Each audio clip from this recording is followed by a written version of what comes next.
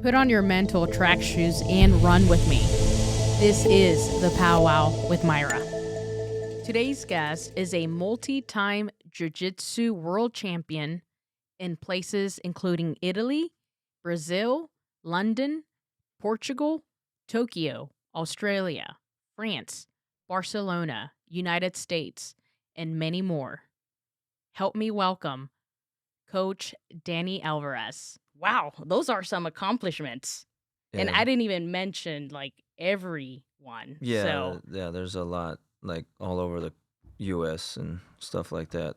Um, but s- it's a lot yeah, to post. Yeah. no kidding. No kidding. So, if I was with you in high school, if we were friends in high school, who was Danny Alvarez?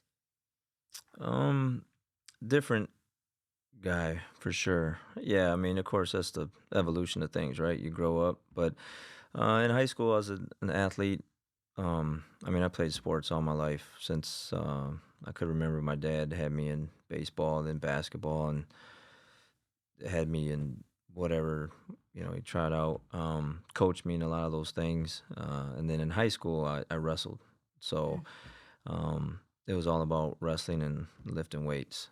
Come my junior and senior year, I got really into wrestling, and so that's kind of what laid the groundwork for where I'm at now with jiu-jitsu. Because when I found jiu-jitsu, I was like, hey, this is just like wrestling, Mm. but you get to submit people, like choke people. So I was like, this is great, right? So in high school, that was, what the focus was. It was a lot different back then. So, um, but So if you always, if always worked out, mhm. Wrestling helped me learn how to eat uh, healthier because I had to cut weight all the time.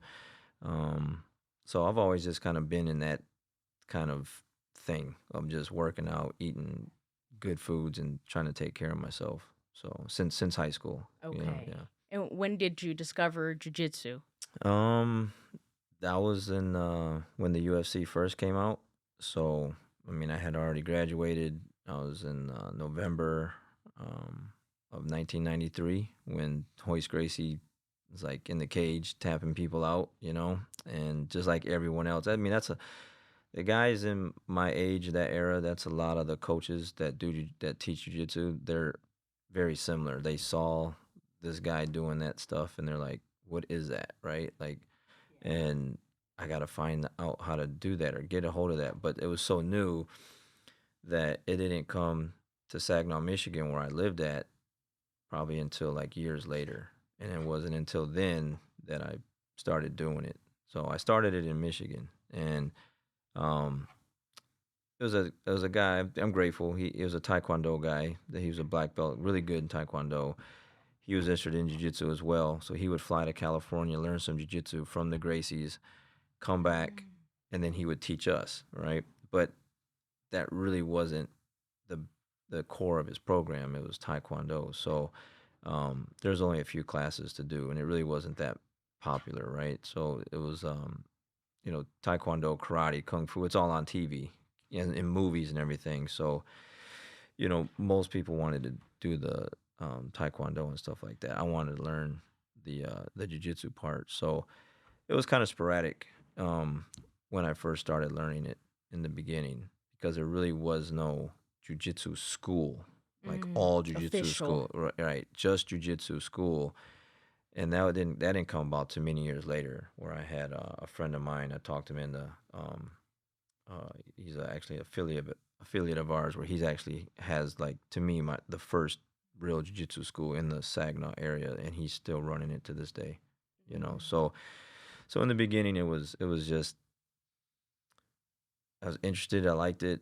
It was just hard to do because wasn't many classes to do. I was working, then I had first shift, second shift. So if I worked on the night shift, they didn't have classes in the morning, right? They only had classes in the evening for the first shift people. So me and some of the guys that I met at that place, we would get together and wrestle in backyards, living rooms. We'd watch VCR tapes, learn techniques, and just do jujitsu just wherever we could.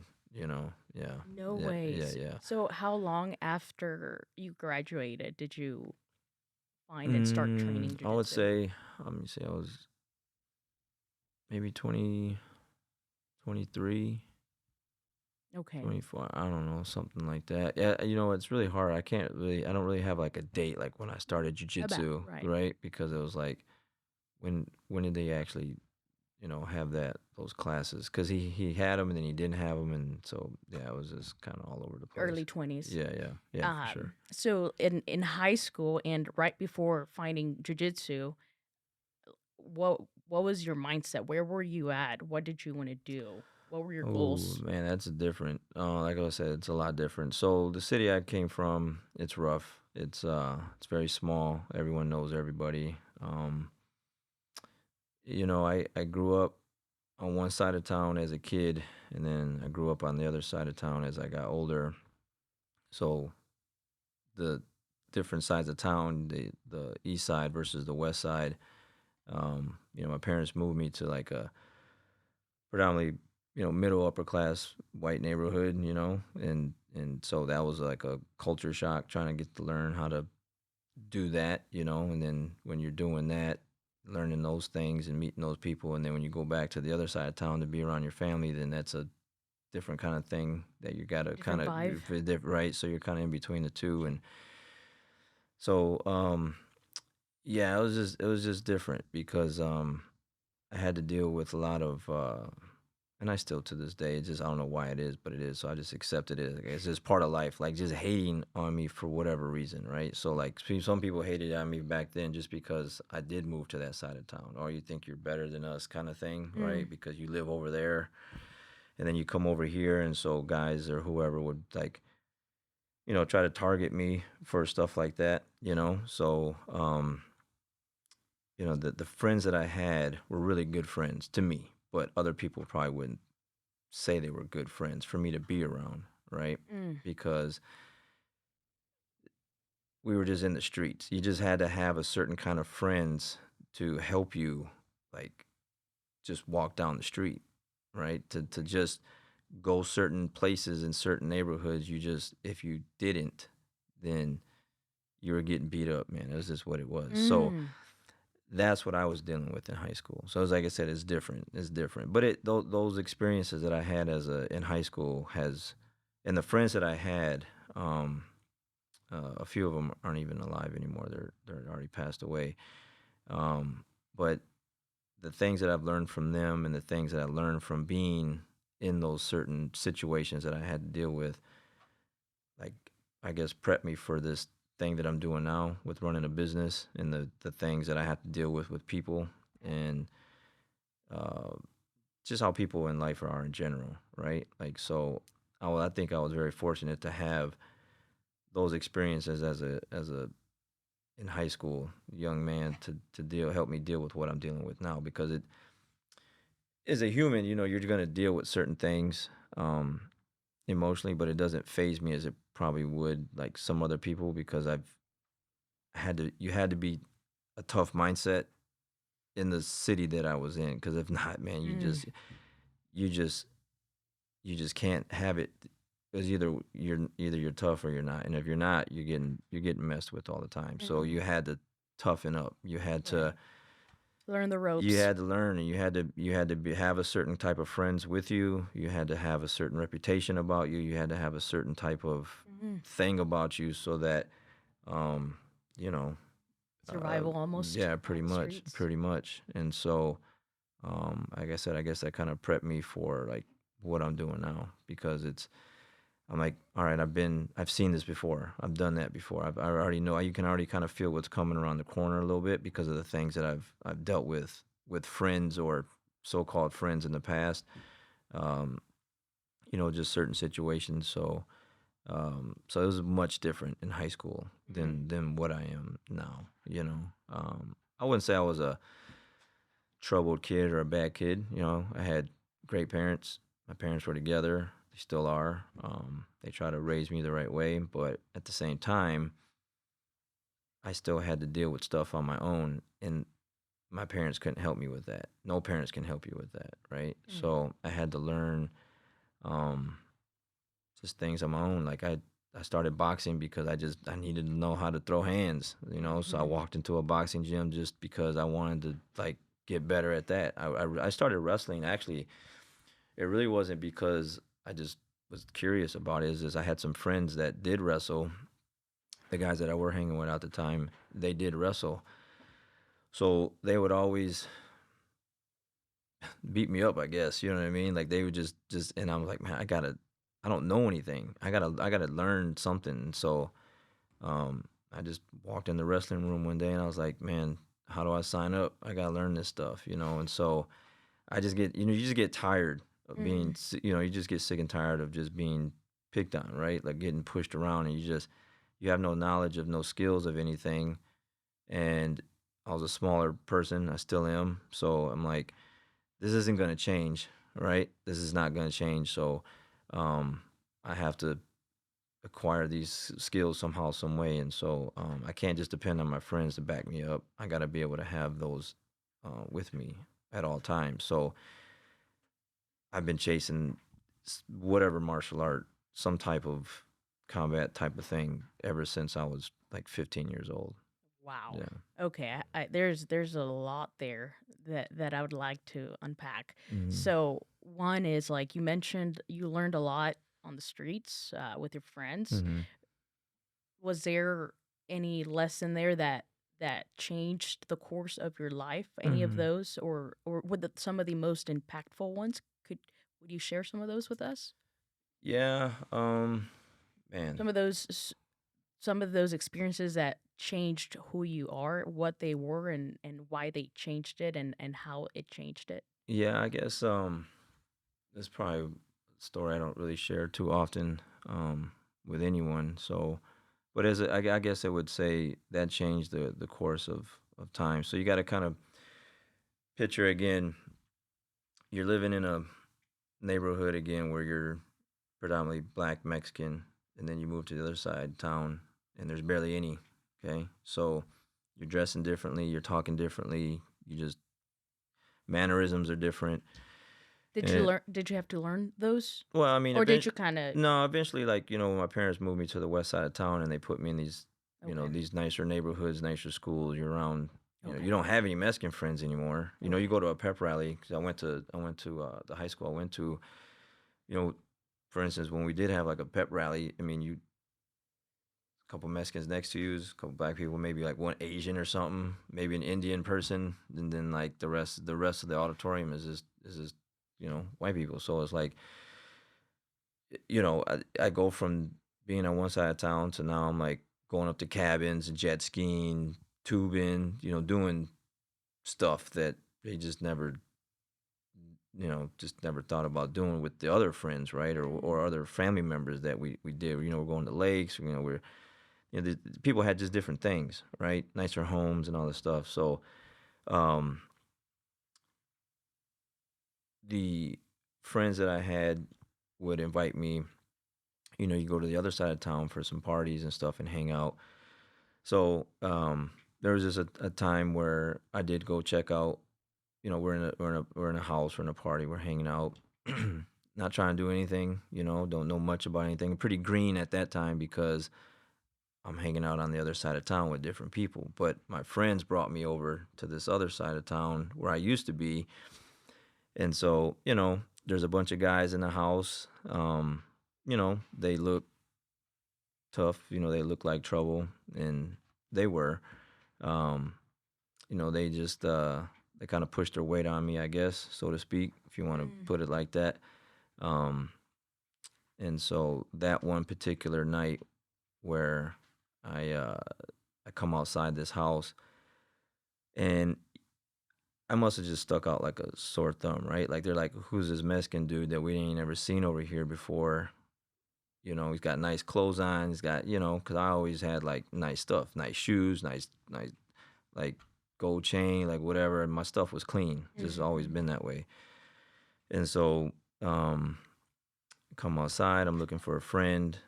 I don't see them, and then I turn around and this guy's in front of me, and he's like, "Hey man, like what set you claiming?" And I'm like, mm, like I ain't claiming a set, right? and Mm. I just I should have paid more attention. But see, that's why I said I was green, because I wasn't aware. I knew that the atmosphere I was in, but I guess not to the extent of like, hey man, you need to have eyes open and you need to be looking all over the place and have your back against the wall on certain things. I didn't know that kind of stuff back Mm. then. So long story short, dude punches me in my face, and um, after I kind of shook off the cobwebs a little bit, turned around and looked, the rest of his boys are in front of me. I mean, it had to be, I don't know, 15, 20 people, you know? And the dudes I was with, they weren't like that. So they were like, they weren't going to help me out. Mm. So they grabbed me and they put me in the car. We took off, and I just said, yeah, man, that'll be the last time someone ever puts their hands on me like that Mm. ever again. And then that kind of just changed, where I was like, it changed the friends. Those friends that I had, I got rid of them. Mm. I'm still friends with them, but like I didn't hang out with them anymore because you guys just, Didn't have your back. well, they wanted to. It's just they weren't Mm. going to put themselves in harm's way. You know what I mean? For Mhm. me, because if they did, then they're marked by those guys Mm. forever, right? So wherever they go, well, that's Danny's homeboy, right? So I guess, we gotta get him too because he helped them out that night. So they weren't gonna put themselves in that position. So Shows character.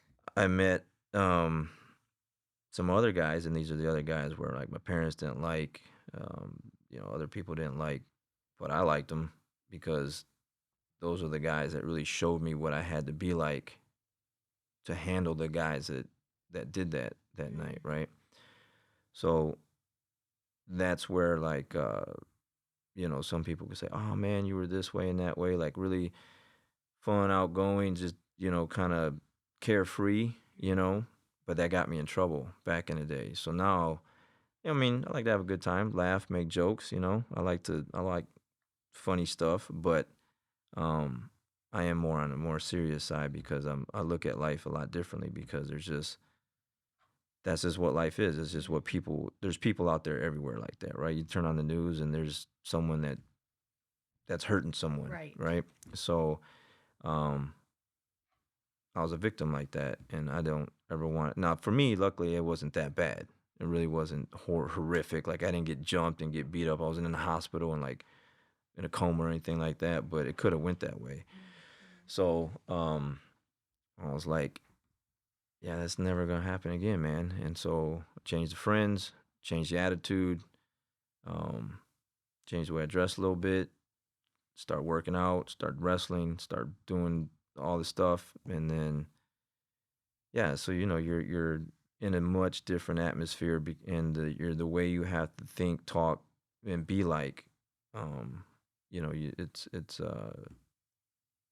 it's kind of like in jujitsu where like they say this is our mat. You gotta come swim with the sharks. If you want to be one, man, you gotta be in the atmosphere. You gotta be one yourself. So you gotta kind of turn that way, and that's where things really started to shift for me and for the rest of my life after that. But like I said, I'm actually grateful for it because all the stuff that I encountered later on in life after that, like outside of that atmosphere, those kind of things, business, people, whatever, I just I can handle that stuff. I've been through a lot of stuff as a young man to where it helped me where I'm at today. It helped you build tough Yeah, skin. yeah. That's why when I teach the way I teach in jiu-jitsu, man, I don't play that stuff, right? Like Mhm. because it's not gonna get you anywhere. It's gonna get you hurt. It's Mm. gonna get you hurt, man. If you're soft in the world we live in now, you can't. You're not supposed to say those things. Man, if you're weak and if you're soft, someone's gonna just take advantage of you. It's just what it is. There's Right. no way around it. I mean, in business, in a relationship, a friendship, you name it, if you just have that weakness about you and people can smell it, there's just people out there just looking for that, right? And they take Mhm. advantage of people and in any scenario. And so if you have that about you, then that's you got that coming. you know? Agreed. Yeah, because I think I agree with that with you 100% because if if you are soft, like you said, and people are not, then they come in, and if you're soft, you're just gonna be soft, and they're gonna Mhm. walk over you. Versus if you learn to develop and to stand up for yourself, Mhm. they're gonna try maybe, and then if they can't succeed, they're gonna move on to the To next the next one. easiest Mhm. target, right? Yeah. So yeah, that makes a lot Yeah, of sense. or maybe they do want to keep trying, but you know, you actually got to fight for it. You know what I mean? Yeah, Like they're gonna have to actually work to take advantage of me. You're right. right. You know, like one of my things in my mindset, like um, learning jujitsu and the way I take care of myself now, and it's like if I ever have to like take care of myself in a situation, hopefully I don't. But if it comes to that, the mindset is like, dude, don't get tired and don't make a mistake. I'm referring to the person in front of me because if you get tired and you make a mistake, man, Mm. it's over, right? So, do you really want that battle in front of you, or do you want to just move on to someone else, like you said, and can just take advantage of someone else that isn't going to give you that hard of a fight, right? Right. So um, if you're going to take it, you're going to have to um, beat me. Then it's going to be something that you're definitely going to be like, man, I don't know if I want to go that route again to Yeah. get what I had to get from him. You know what I'm saying? So um, yeah, it's definitely it's just what life is, man. Yeah. It's one or the other. You're the one, getting eaten, or you're the one eating, man. That's it. Hmm. So was that when you decided to sign up for wrestling, or Yeah, yeah, or yeah. did you already Yeah. have some? No, after that, no, Okay, because if I had wrestling and boxing back then, and that dude did that, then because that But was that in high school. that was in high school. Okay. Yeah, that was in high school. Like I said, changed friends. Didn't get along with my dad and stuff that well because of that, because I'm bringing different kind of friends over to the home, other side of town.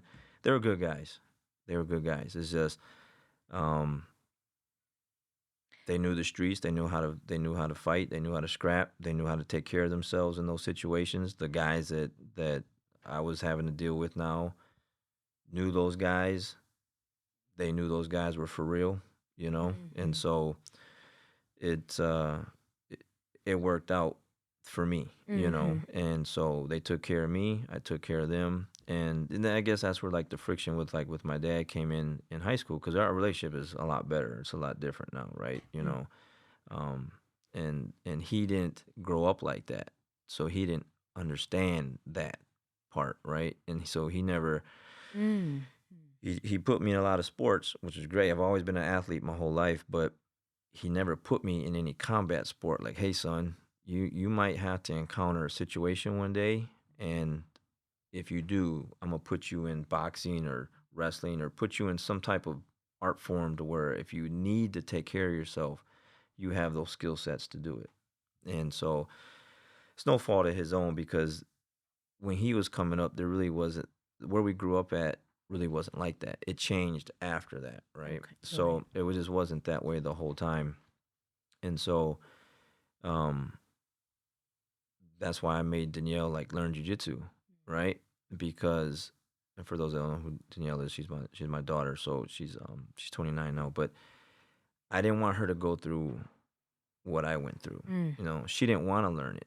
I'm like, you don't have a choice. I know at some point you're gonna have to deal with what I dealt with. Maybe not to that extreme, right? Right. But in some form or fashion, you're gonna feel inferior to someone, and you're not gonna know how to take care of yourself. That's Hmm. why I always encourage, like, all kids should do jujitsu. All people should do jujitsu, right? Agreed. But um, Slowly getting there. yeah, but it's if it's not that, it's something else. It has to be boxing. It has to be something, because people are violent, and you have to be violent too. It's just what it is. Have to defend You yourself. have to defend yourself, and how do you do that? With violence. Maybe not like like trying to like actually kill someone, but like with your hands to protect yourself. You have to do it. Either that or what? Just lay down and let them do whatever to you. Right. That's not happening. Right. Let Or that or happen. run Yeah, or run.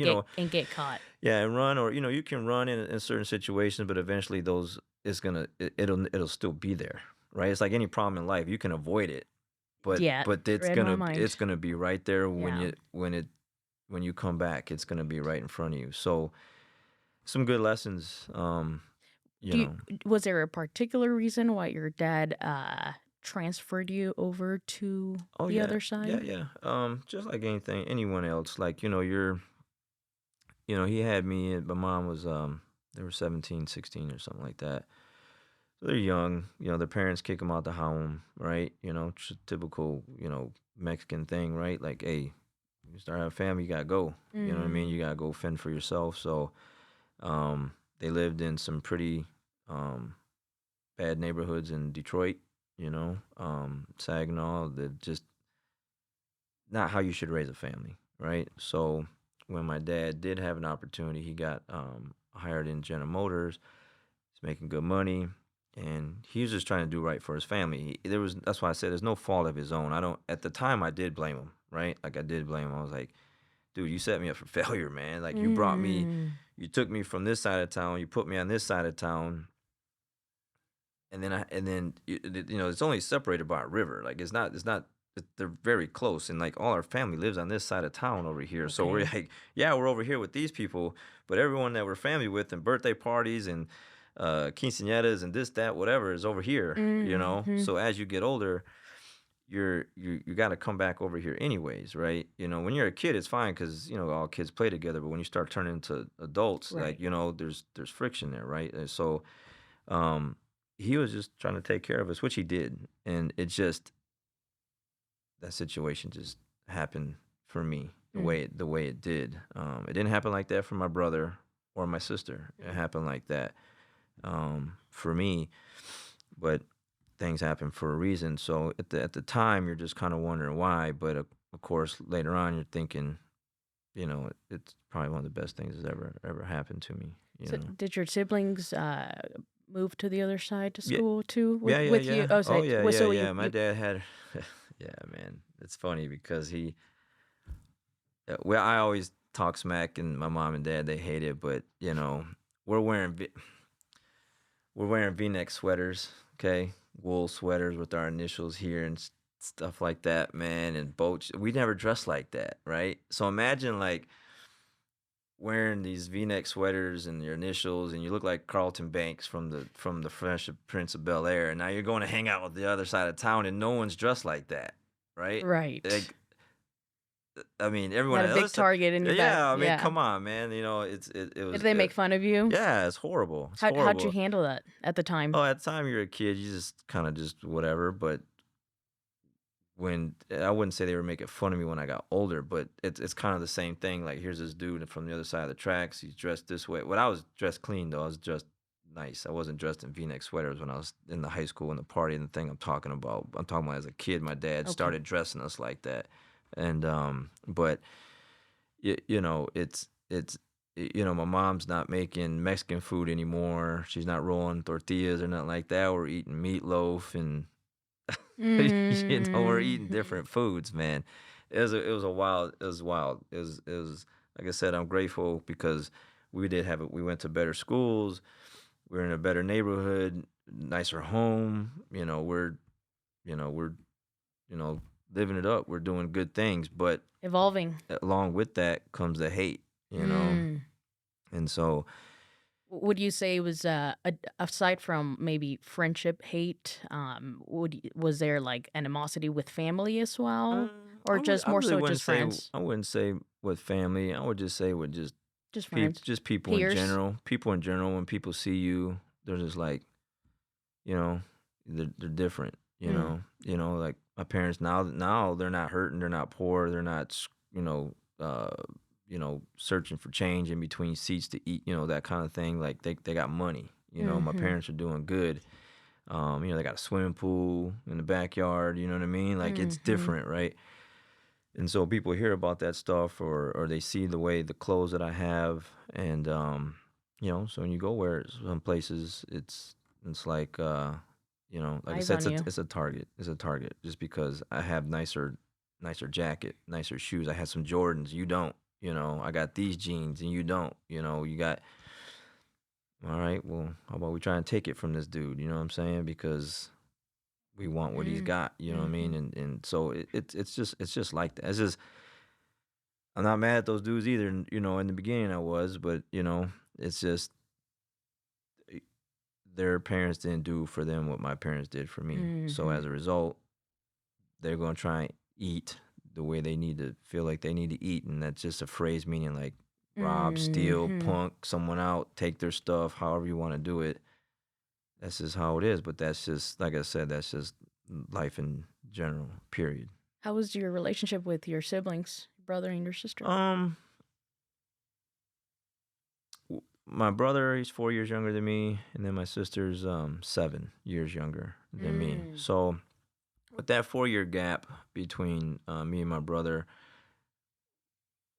I mean, it's a pretty decent gap. So we're not close, right? Like we grew up together, but we didn't like do things together because he's 4 years younger than me, right? So like, you know, and so there's always been that space there between us to where like, you know, we want to be cool, but then there's a 4 year gap there. And me and my sister, you know, we're not like close because there's a 7 year gap there as well. But I would say we probably get along better, you know. You know, she just has a different personality, you know, about her, whatnot. She's also here. I mean, she's here in Texas, but with me, my brother's in Michigan. He's the only one there. He's the only one that didn't come down from Michigan. So I think many years of just not being able to drive down the street and see your family just kind of takes its toll on you as well, you know. But growing up, you know, I wouldn't say it was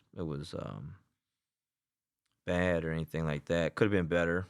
And then when I got older, you know, I try to make amends with some of that stuff with my brother. Like, hey man, you know, just looking back at things, I just wish, you know, we were closer or did things together more and such. And you know, uh, you know, but it is what it is. Right. You know, we're not like Sophia, you know, or maybe other people. You know, she has a brother that's like a year apart. You know, or whoever has a sibling a year apart from each other. You know, you're gonna probably grow up close, right? You know, versus like a 4 year gap, 7 year gap. So it's more difficult to kind of connect at that time, and then you're growing as a teenager, and it's such right, and they're still a little kid. Right. There's a much bigger. The gap seems a lot bigger at that time. At that frame. time, yeah. So, Now it doesn't, but at that time it does. And then for me, I was the oldest, so I had a lot of responsibilities. So I hung out with some dudes that were older than me. So I kind of looked at them the way other people would look at their older brother, right? You know, so I'm like, you know, they've been there, done that. They're showing me the ropes. So like, you know, so you kind of gravitate towards that because I didn't have an older brother to look up to kind of learn things from, you know. do you feel like you had a responsibility at the time to set the example as an older brother, or did that thought ever? Well, I mean, no. I really didn't have a choice. You know, at that age, my mom's working, my dad's working, and so the responsibility falls on me to take care of them. And I think that's probably going to be like that in a lot of Mexican households. You know what I'm saying? Maybe not so much now. I don't know. It just depends. But definitely back then, you know, you're washing clothes, doing dishes. You know, you're vacuuming, cleaning. You're doing the parenting part because the parents are working, putting food on the table, you know, making the money, and you're home, so you have to, you know, do that part. So you were a responsible kid. Sounds yeah, like. I would say, you know, as far as that goes, I mean, I think that's why I am the way I am today. You know, just before we went live, I was talking about cleaning the house. That's always been there. You know, I'm not.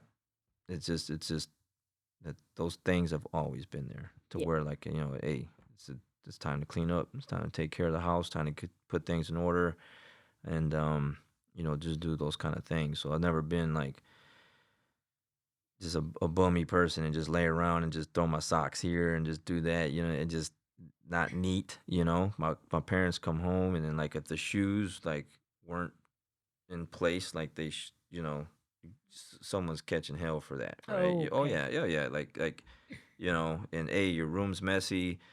You know, why is the house? Nah, you know, especially back then because my dad worked a lot of hours. So when he came home, man, it better look clean. Mm. It better be clean, because if not, and there's a different time back then, so you could, you bust your kids upside the head and get away with it, and no one's gonna call the police on you or anything like that, or put you on Instagram or TikTok or something like that, So you get some hands put on you if you didn't have your stuff in order. You know So what I'm there saying? was Oh expectations yeah, at your oh home. yeah, expectations, and just you didn't want to get beat either.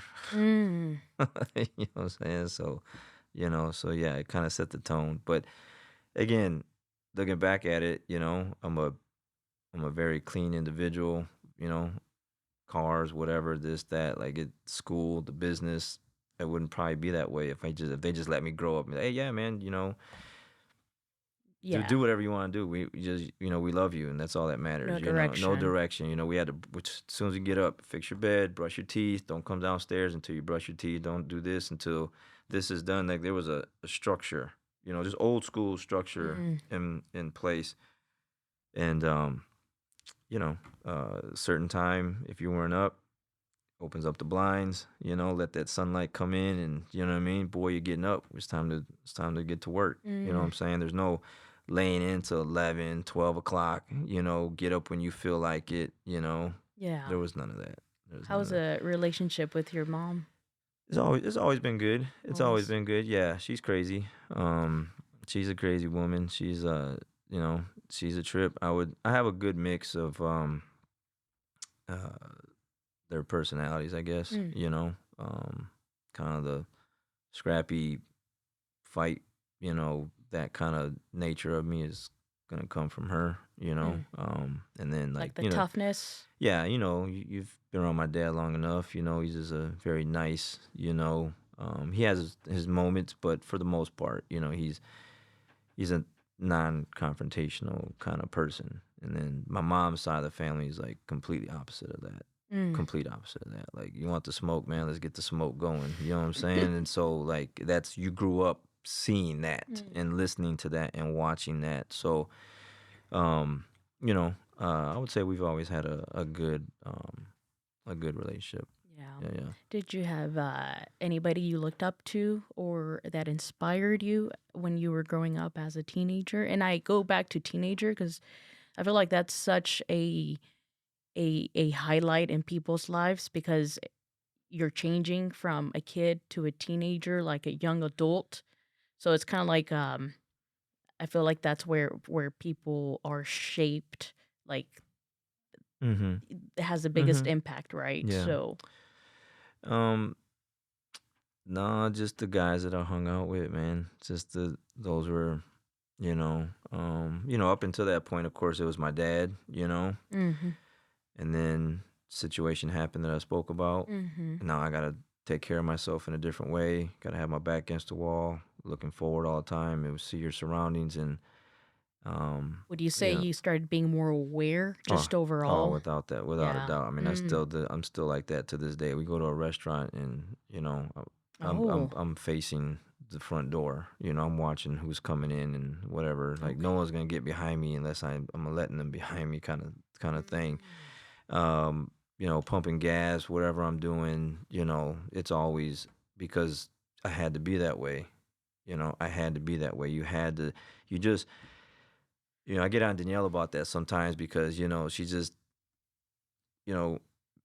maybe it's just some people just are just naive in the fact that the world isn't going to try to hurt you, right? Someone's trying to hurt you at some point. And so whenever that time comes, you have to be ready for it, Yeah. I wasn't ready for it that night.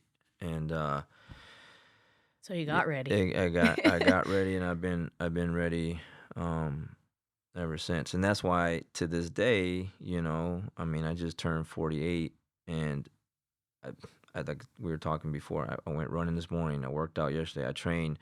I'm never going to stop doing that because I never want to feel that weak again, ever. It doesn't matter. It'll be until I'm in the grave. Like I'm going to be doing something, man.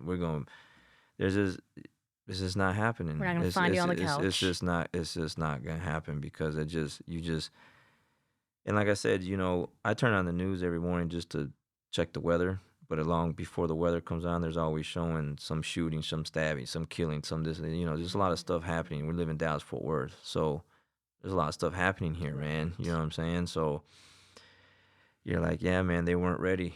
They weren't Mm-hmm. expecting that. And you have to be ready. And if you just think because you live in a nice neighborhood and you got nicer people around you, if you don't ever plan on ever leaving that neighborhood, then maybe.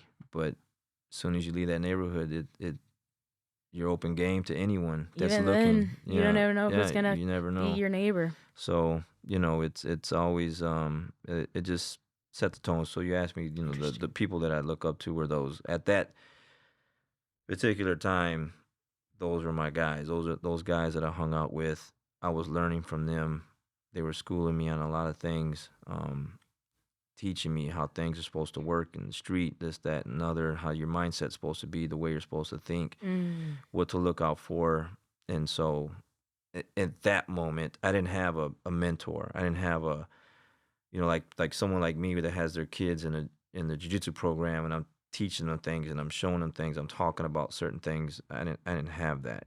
I had a wrestling coach, but man, he was a bum, man. He sucks. It Mm. was the assistant coach that was actually doing the teaching. You know what I'm Mm. saying? So, and then it just no, in high school I really didn't have I did What about even any inspirations outside of your circle, like say TV, anybody you saw on TV or movies, mm, or not nobody really affected you like that? no, back then.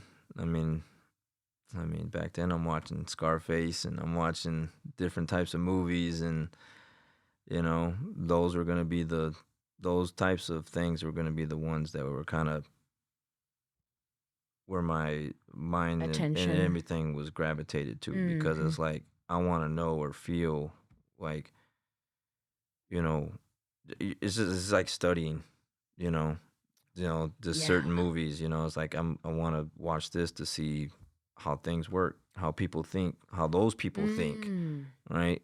How they look at things and what they're Yeah. supposed to be. So the music, the movies, and the atmosphere I was in all had to be congruent, right? It had to fit. Right. I can't be in this atmosphere and then I'm watching, The Notebook, or some loves. Nah, man, it's not gonna work out that way. You get yourself hurt watching stuff like that, man.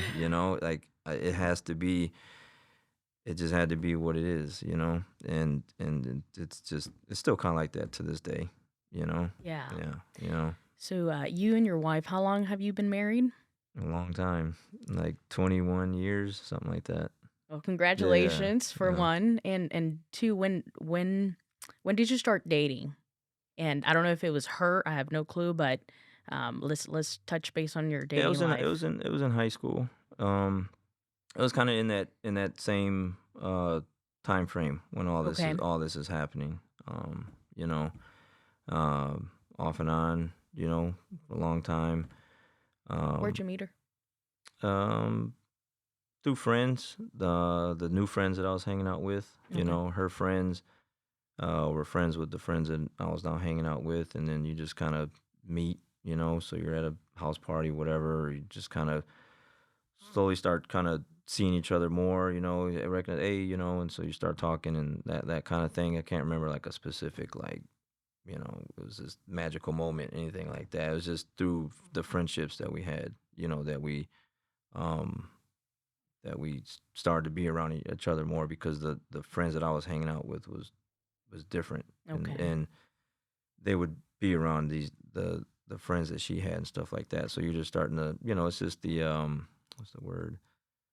Uh, I don't know, just the atmosphere you're in. You're just surrounded by certain people where you see them on a more reoccurring basis. Okay. So On it the was a more weekend. familiar face. Yeah, yeah, It yeah, started yeah, being. yeah, yeah. Almost like, on the weekends, you go to certain places and you're gonna Mm. see certain people Mm-hmm. at these places. Did you set eyes on her right away, Um, or who made the? Let I me would ask you this: Who made the first move? I would say it was more like the way she I don't know, we just started talking in the way we just kind of connected and just she was cool, Mm. like it was just I couldn't really say like you said like we'll walk in and it's like oh my god like this kind of I'm just not like that I guess I just we just start hanging out talking Mm. over time it's just like all right cool like yeah this has got a good vibe going here it's good it's good and friendship started growing just kind of that way Yeah. from just like I said just being around each other more hanging out doing just being in the certain atmospheres that we're in, it's like, and then it just started to kind of just grow from there. Okay. What Yeah. did you see in her that attracted you or started attracting you? Was Just I would say just her attitude, just hanging out, What was her just attitude like? um, she had like I don't even know how to explain what it is. She got a little feistiness about her, Mm. It's just I don't know. It's really hard. It's hard to like just put like one particular point on it. Like I Mm. said, just over time, I'll just like say exchange numbers, start calling each other, talking.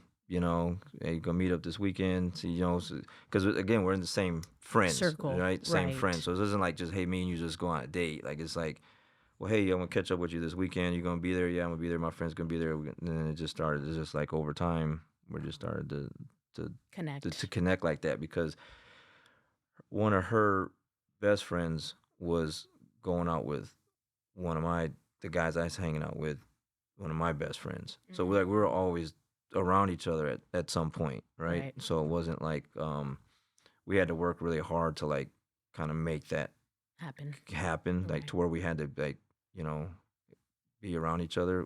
We just kind of knew like this weekend, yeah, I'll see you this weekend. You know what I'm saying? Okay. I'm going to see you because I'm hanging out with Mike, you hanging out with Gina, and we just gonna be in the same spot anyways. So I'll see you this weekend, kind of thing. Yeah. Hmm. When did you both decide to tie the knot?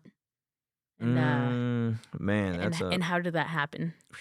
man. That's like, so when you're at least for us, I don't know how I wouldn't say that for everyone because I know people like they meet 13, 14, and they're like that's it, like they're together forever. I think Mm. we got friends like that where they met at a very early age and got married and had kids and it's been like this happily ever love story like that. And for us, it wasn't like that. It was like off and on, and then it wasn't until I actually I had came down here first. We already had Danielle. Danielle's like 7, I think. No, 6. I don't know, whatever. But I had to go back up there into Michigan and got married, and then brought them back down here because I moved down here without them first, Mm. and should have did it the other way, but I didn't. So it's just the way it worked out, and so I had to go make that happen, get married, and then actually brought them back down here because I had her down here at first. Them down here, she was homesick, didn't like it. Took off, went back home.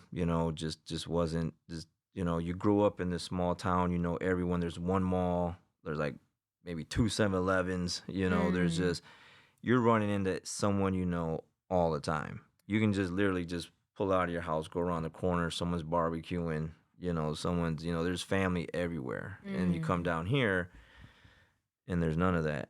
There's Yeah. nothing like Right. that, right? So you're just like, you call home, everyone's doing this, doing that. So it even when we got married and moved back down here, it was still rough. It Yeah. wasn't until I think she said like a year later she probably felt not homesick anymore, Like So things were settling. yeah, yeah, yeah. So it was rough. It was Yeah. rough. But you're also talking 2 young kids not really knowing what the heck they're doing either. And in certain atmospheres and certain um we had a lot of friends that were they they our friends and stuff were together but they didn't get married, Hmm. fought a lot, this that. Yeah, so it's a took a long road to get to where we're at for sure. Yeah. Yeah, yeah. What year was that when you moved down here? It was To 2000 DFW? 2001. 2001. Yeah, because I started officially training jiu-jitsu that next March. Yeah, so it was September of 2001. I took the GM transfer, moved, and then I've been down here ever since. So Danielle was 5'6". So you guys, were you living together? Yeah, yeah, it was like an off and on thing. Okay, off Yeah, and on. yeah, Okay, okay. yeah. I wouldn't say it was the best. It was never. It was not like. It's definitely not like. Yeah, it was. It It was. wasn't. It wasn't Yeah, color rose. yeah.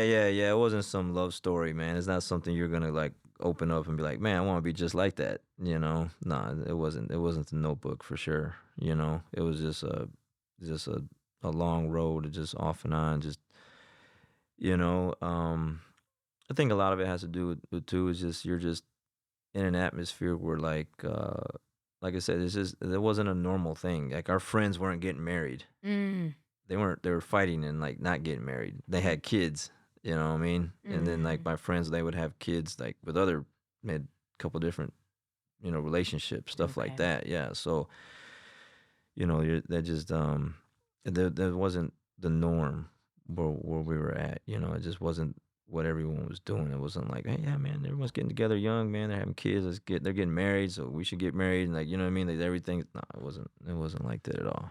It was, Was yeah. there somebody helping you guys throughout the time, or was it just her and you figuring it out? Or was there somebody that, No, there was definitely did no you have one. a go-to person that could help you? No, there was no one there was no like I said, there was no one that you could really look at and be like, well, yeah, let's model what they're doing, Mm, because whatever they were doing wasn't to be modeled, I guess. You know what I'm saying? mm, So, um, I mean, I guess my parents, but like, because they got together at a young age and they're still together, mm-hmm. but that's rare, Yeah, for us. For right. us, I don't know about anyone else. Whoever else that's listening or watching, like they might be like, "Oh man, yeah, what happens? We see that all the time." No, that wasn't the case. That wasn't the case. Yeah, Mm, mm-hmm. yeah. I just, it's you don't like. I'll never say I regret having a kid early. Just like my dad like had me early, but like I don't know. I don't care how you put it. You're 16, 17, you're 18, 19. You can't even take care of yourself, Mm, let alone take care of another human and like try to have like a really good, really, really good relationship with another person on top of that. Like you mm, don't even know what the heck you're doing, right? So, all of that has to play a big factor in it, right? Still living at home. I don't have a good job, I gotta get out, just like, my mm-hmm. dad had to get out, I gotta get out. Now you're struggling, you're hurting, you're poor, you're broke, food stamps, like that's not the way you're supposed to live, and that's not how you're supposed to raise a kid. You're Mm-hmm. just not, because you're setting them up to be the same way. You see what I'm saying? Yeah. So a lot of arguing, a lot of fighting, a lot of, it's gonna be a lot of that. And my parents, when they tell me stories, I don't remember, but they would say they would tell me stories of the same thing. Like I would have to go see a doctor because I don't know. I guess I would go in the corner and just stand there and pull my hair out or something. Because why? Because they're arguing. Mm, They're fighting. They love each other, but they're fighting. They're broke. They mm-hmm. live in Detroit with roaches and rats and no furniture, Mm-hmm. you know? And my mom they always tell this crazy story. Like, my mom would always miss home too. So she'd always put me on the Greyhound bus. And then, when my dad's at work, she would take off with me and go home. So my dad come home from work, we'd be gone. Right. Mm, So, what do you expect at 16 to 17 years old? You know, mm-hmm. um, me, Sophia and I were like 19, 20 when we had Danielle. You know, we can't even, we're not even out of our own homes yet Mm-hmm. and financially set and have things in order in our own personal space, let alone to have a kid and try to work that out together. So, yeah, it was definitely some work to get to where we're at. You know what I'm saying? Yeah. But just like I mentioned earlier, it's just the evolution of things and how you work through them, right? I'm not the same person as I was at that age at 16, 17. I don't think anyone is or should be, Should be at least. right? But you don't know what you don't know, Right. right? Right. And then you learn as you go, and depending on who's, like you said, idol wise and what's around you, if that's not what you're seeing, on a routine basis, Mhm. what you see is a lot of fighting from your friends and their relationships. And Mhm. yeah, everyone was young. Everyone's young. Everyone's Mexican and got kids like at early age and can't take care of each other, man. You know what I'm saying? Like Yeah. it doesn't. It's a It, complicated it's a mix. complicated mix, man. Yeah. So we're like other people, cultures, whatever. They go to school, go to high school, graduate, go to college, graduate, get a job, meet someone in that space, and then have kids, right? Mhm. So I'm not saying that's the way it's supposed to be done, or that's the only way to do it, but there's obviously a lot of other ways to do it. But if you do it the way we do it, we did it, it's a struggle, man. It's a struggle because, you're not even mature as a person yourself Right. yet, right? Right. Being at 19 years old, it's not this. I'm not the same. It's not the same. It's not the same guy you would be talking to right now, right? Definitely. So how it's 2001. How old are you when you I'm moved to DFW? Or 26. 26. Mm-hmm. Okay. So how was the conversation with your wife when you decided, or how did that happen actually? Like how does DFW play into the picture? What brought you here? What was that we'll get to the Uh, conversation later, but what brought you to DFW, I guess? well, I wasn't happy where I was at. I didn't like working. Um, I just wasn't happy being in Saginaw anymore. She was fine, so right away, that's a problem, right? Mm, I don't want to go, but you want to go. So, I was like, well, because we came down here together on vacation for like a week, and I just was like, man, this place is awesome. This place is mm, great. This place is nice. This is a lot better than where we live, okay. And I don't want anyone hearing this stuff like I trash the place where I'm at, but it is what it is. You're talking Saginaw, Flint, Bay City, Michigan. There's not a lot of money there. General Motors is gone. No one's bringing businesses to that area. Um, Yeah. it is You just saw that. it's just not this place. You come down here and you're like, wow, man. There's no boarded up buildings. Mm, There's no for sale signs on. It's like all the restaurants are busy. mhm. Like the highways are packed. Like we don't even have a highway really. Where we're from, man, that was the first time I saw buildings like that and Mm, highways like a mix master. You know what I mean? Like it was crazy when I moved down here. I was like, man, this is nuts. You got Six Flags, you got all the sporting teams down here, and then General Motors was right here. I was like, shoot, I'm gonna go home and put in my transfer. So I put in the transfer, and normally they never call people right away. It's always like a year or two later. You put it in just to put your name in the pile, right? And they called me back in like 3 weeks, and I was like, they sent me a letter and said you need to report to Arlington, Texas in 3 weeks, and I'm like, you gotta be kidding me, man. Yeah. So I had a decision to make: either let that opportunity go or take it and move. And so that's what I did.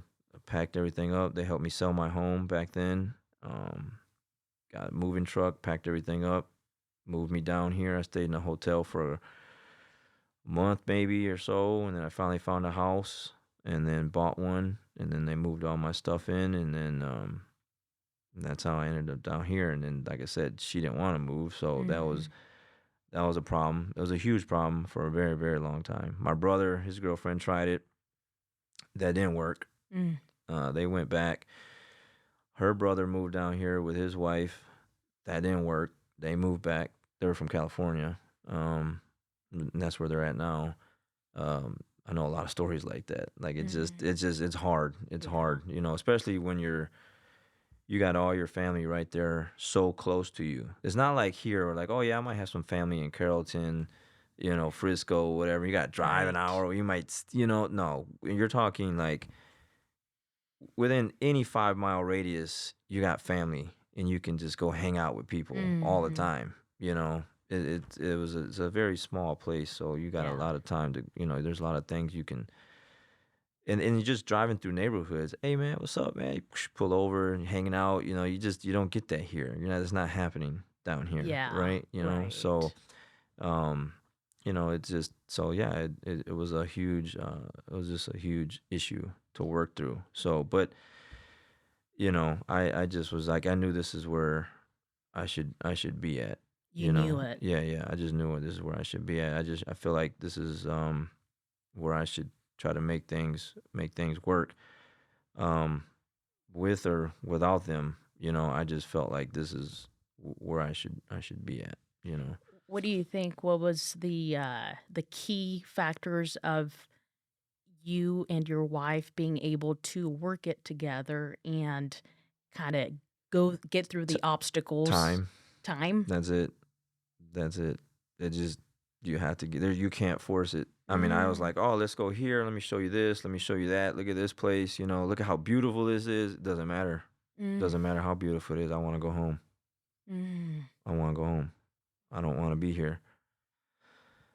So, I mean, it doesn't matter. Like, what it took you to Fort Worth, take you to Dallas, show you this, show you that. It does not matter. Tried it all. Does not matter. It does not make a damn a difference. I just want to go home, man. That's it. I don't want to be here. And so, I mean, just imagine being in a home and you're just like, this person wants to be here, and this person really just would want to go home. Right.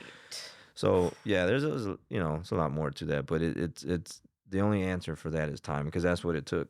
Time. It took time. Would you say patience? You had Well, I from had both that. of them? From both of you? Well, I don't know if she would really call that patience. I would just say it just time went by, because you're just impatient the whole time, right? You're just like, she also had her degree in education, and she didn't have a job right away, so that kind of sucked. When she got that and kind of got into um, a school and got to meet people, and you're working now, you're kind of in the system, but that took a little while. Then things kind of helped with that, but you still miss home. All your friends back home are doing stuff. They're doing this that weekend, whatever. They're all together, and you're not with them no more. You see what I'm saying? For me, I didn't really care about that. I didn't. I just had wanted something better. I mean, I guess you can just look at it like what my parents were doing for me, moving me from one side of town to the other. I was like, I don't want to be here anymore. I feel like I feel like there's something else I should be doing, and it ain't here. And so I just left. And all the guys I hung out with, friends, everyone was like, dude, are you for real, man? You're not leaving, man. They didn't believe it. They're like, you're not leaving. You're not going nowhere. You're just You're just talking. You're just talking, running your mouth. I was like, all right. I'm all right. I'm gone, man. I had already signed it. I had already filled out the thing to go back, or to move. Yeah. And then for the moving company to come get all my stuff, it was, and I don't regret it. I don't regret any of it. I know I can do what I do now, and I can take that back home and like do something really good with my jiu-jitsu and the school and everything like that. But this is where I like to be. This place down here it's home now. it's popping, man. It's moving. Like it's alive down here, and over there, it's always been like slowly dying. You know what I'm saying? You go down, there's a street, it's called Bay Road, and it's like where there's a Kmart there, and there's a Chili's, and there's all these businesses, and then you go home, and there's like, well, that's closed, and that's closed, and that's closed. You go to the mall, there's one mall, it's one level, and like half the stores in the mall are closed, gone. Like, I mean, the next place for you to go shopping is like, if you wanted to go shopping, would be like an hour and a half away or something like that. You know, I mean, you got Okay. Flint, but Flint's kind of the same thing. You know, Okay. so it's I mean, there's a nice place called Novi. You know, but that's down in the suburbs of Detroit. Detroit's 2 hours away. You know, so Mm-hmm. it just this is where I've been here 20 years now, so it's something that it's It's home. I don't plan on going back, like I said. New um home. yeah, I mean, I got all my friends and family that are still there. I mean, my mom, dad, and my sister are here, but like all my cousins are still there. So it's good whenever I do go home and I see everyone, but I worked really hard to get where I'm at here, Mm-hmm. so I don't really see any anything ever changing that, just making it bigger. Well, Yeah. that's good to hear as a student Yeah, yeah. of yours. Yeah, yeah. Yeah. So, okay. So going back to when you were 23, you discovered 22, 23, you discovered jujitsu, and you were training in the garage with some of your buddies Well, or not different my garage, places. not my garage. One of the guys I was friends with, his name was JJ. He had a shed Mm. in his backyard, and he emptied it out, put some mats down, some carpet pads, put a mat down, and it didn't matter if it was cold. And you're talking Michigan, cold, snow, ice. Mm-hmm. Put a little space heater back there, and man, we're training. Not much room. This room is probably bigger than his shed. I mean, we didn't have much space. No way. Yeah, yeah, but we wanted to train. Even in the We winter. wanted to train. Didn't even matter. Didn't matter. Like we would go to there was a gym. I forgot. I think it was called Superior at the time. It changed so many names, but they had some old wrestling mats in like their little aerobic room area, and we would go meet up over there and just roll out the mats. They didn't have any uh, disinfectant spray or mops or anything like that. I Mm. mean, just whatever was on it, we just rolled on it. Okay. Yeah, and then we would get done, roll it back up. Then whenever we could, we would meet back up again. I would meet people wherever. Guys, I would, hey man, where can we? I don't know, man. I heard this place has a mat. I heard this place has this. Wow. Let's just go there. So I would just go wherever to just try to train in the living room on carpet. We move the coffee tables out of the way. Stop. Yeah, we could have VHS tape, TV. Put the VHS tape in, got a new tape, and then we would just learn off of the VHS tapes, and we would just Wow. practice in the living room on carpet. Yeah, yeah. I had rug burns everywhere back then, on my face, on my head, and elbows. Yeah, it was. Yeah, yeah, yeah, yeah, yeah, yeah. When did you meet when did you meet your first jiu-jitsu coach, or your first or only? I don't know. I think you mentioned two in the In past. Michigan, In Michigan? in Michigan, there was one. Okay. His name was Gary Helsback, taekwondo guy, learned jiu-jitsu. And then down here was Orlando Wall was my first like Mm. jiu-jitsu coach, quotations, because it was a jiu-jitsu school. Mm-hmm. He taught some other stuff, but Okay. it was it was nothing but jiu-jitsu. Where Okay. the other place it was like all taekwondo with like one or two classes of jiu-jitsu Okay. sprinkled in there. And then Mr. Wall had it was just a jiu-jitsu academy, and so I was referred to him by another guy I met, and then he just said, hey man, this guy over here is opening up this school. It's not gonna be far from you. You need to go check it out. So I said, oh, all right, cool. I did, and then that was it. I was there for 6.5 years before I went from white to black belt. And then In 6.5 years. yeah, but you that was at his school. Mm. You gotta remember, I'm also wrestling in the sheds, garages, Mm-hmm. backyards, living rooms, for years. So I was a white belt for a long time, So what a couple years. okay. So So were you in Texas when you found that coach, or was that over when I there? first moved here, I found him. But Okay. before I found him, Right. I had already learned a little jujitsu in the taekwondo Right. place. But I was a white belt for a long time. So when I moved here, and I started training. I went to that school here. Mm-hmm.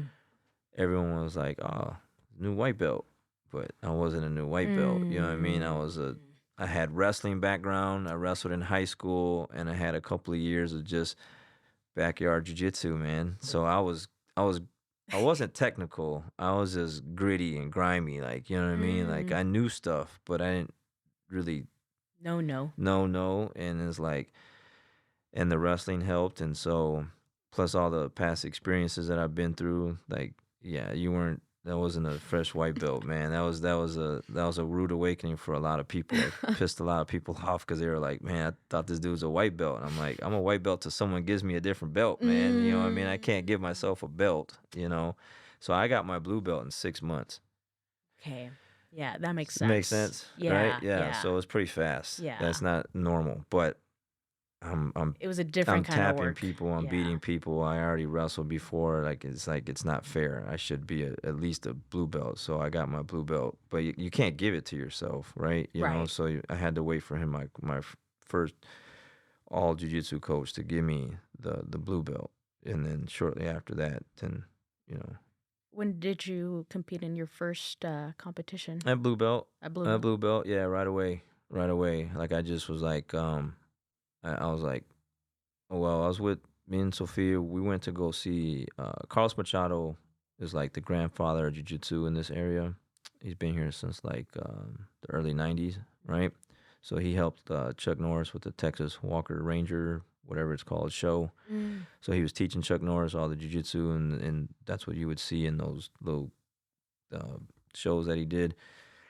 So my instructor was a black belt under him, and so Carlos started having tournaments, and so I heard about it. We drove out there, and I was in the stands, in the bleachers, and I remember telling Sophia, like, I was like, I belong out there. Like, I'm in the stands, and I'm watching these guys compete, and I just was like, I belong out there. So that was it. So then I just started chasing tournaments. It's not like now. Now there's so many tournaments. There's so many things you can do. IBJJF, AGF, New Breed, Naga. There's a bunch of them. And sorry. And you know, so you had to wait for his tournament to come up. It was only like 3 times a year. Otherwise, you got to drive to Houston, San Antonio, you know, Austin, stuff like that. So I just started hopping in his tournaments right away. Started doing pretty good, and then I would drive to Austin, drive to Houston. I just, you know, you hear about a tournament. There was no Facebook, you know. There was no Instagram. There's no, you know, emails, you know, blasts that you get. No, you just would hear these things. Oh, there's a tournament. So you'd have to, you know. You kind of had to be in the circle to know about it. Right, yeah, exactly. So you couldn't use your phone to just put in the address and take you there. You know what I'm saying? Yeah.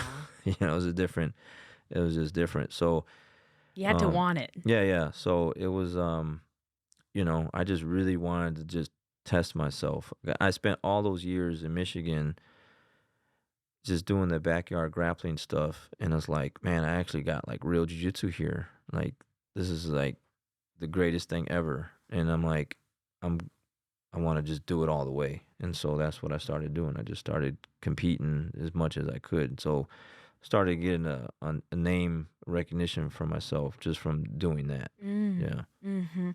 Did you know kind of deep down, even before moving down here, that you wanted to pursue jiu-jitsu? Yeah. That was the reason. It was one of the main reasons why I left. Okay. Yeah, because I knew when we came down here on vacation, General Motors was here, but the Carlos Machado school was right next to it. That was right next to it. Okay. Yeah, I actually had stopped in that week that we were down here.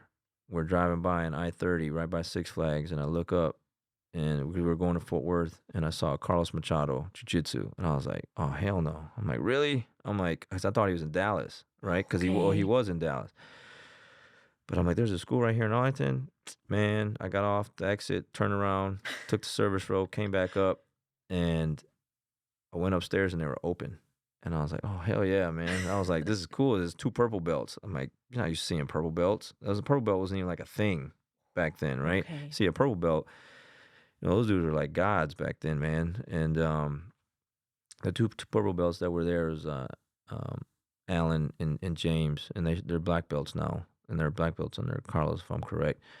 Um, but they were his purple belts at the time, and so they let me go in and hey, you want to try it out? And so they let me train, and then they saw what I was doing to some of their guys, and they're like, well, hey, come roll with me. So then, of course, they started whooping on me and stuff, So then when I went back, that's when I put in the application to move. That quickly. But the big incentive was there's jujitsu right next to the plant, to where I'm working at. There's jujitsu there, and so jujitsu is the motivating factor for everything that I do. It's the core reason why I moved here. Is one of the main reasons that I left. Like I just wasn't happy. I was like, man, this sucks. I can't do something that I really love to do because there's really no option to do it. Right? There's no classes. I'm tired of just doing it's cool, man. Like some of your friends, they don't know that, oh man, Alvarez knows that stuff, man. Do that stuff. They didn't know how to say jujitsu back then. Like, do that stuff, man. And I'd be choking out my friends and choke out their friends, you know what I mean? Like, oh man, that little dude, he can't do, man, I'll beat that dude up. Then I'd go and choke out their friends, be like 2 a.m, whatever. And I'm like, this stuff is old, man. I need to I wanted to get serious about it. So I moved. I left everything behind. Sophia, Danielle, my parents, everything. I was like, I'm moving to Texas. I'm just gonna see what happens, and I just wanna. So, and then I I joined up because my first coach he had just opened. He wasn't open yet when I moved.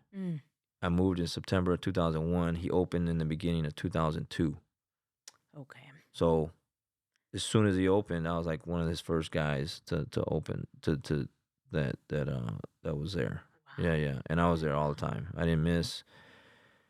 Didn't matter. I tell the story all the time. Like it didn't matter. It's like what my mom invited me over for dinner. My dad needed something, or Sophia wanted me. No, I'm going to class. I spent so many years just other things just not being available or things in my way. Nothing's gonna get in my way of this. I don't care who it is. Danielle wasn't getting in my way. You know what I'm saying? Like it didn't matter. Like I'm doing what I want to do. And that's just the attitude I have for it. Some might think that's not right, but it got me to where I'm at now. Yeah. Well, the thing is, you were always there as a father. It sounds like Yeah. I was never like, oh, that's not my kid, or like I never like not took care of her, or Right. didn't not always took like I mean that was one of the main reasons why I had to get into General Motors, because I had my dad was like, you gotta get insurance for your kid, Yeah. and so I was like, but no, I've since day one, I've been there for her, Yeah. so but just something about this jujitsu thing, man, it was just eating at me, it was just, I wrestled, I boxed, I played basketball, baseball, like, I did so many other sports, and nothing just grabbed me like this thing here. And I'm like, I really want to know how to do this stuff, and so Yeah. jiu-jitsu was a big reason of why I left.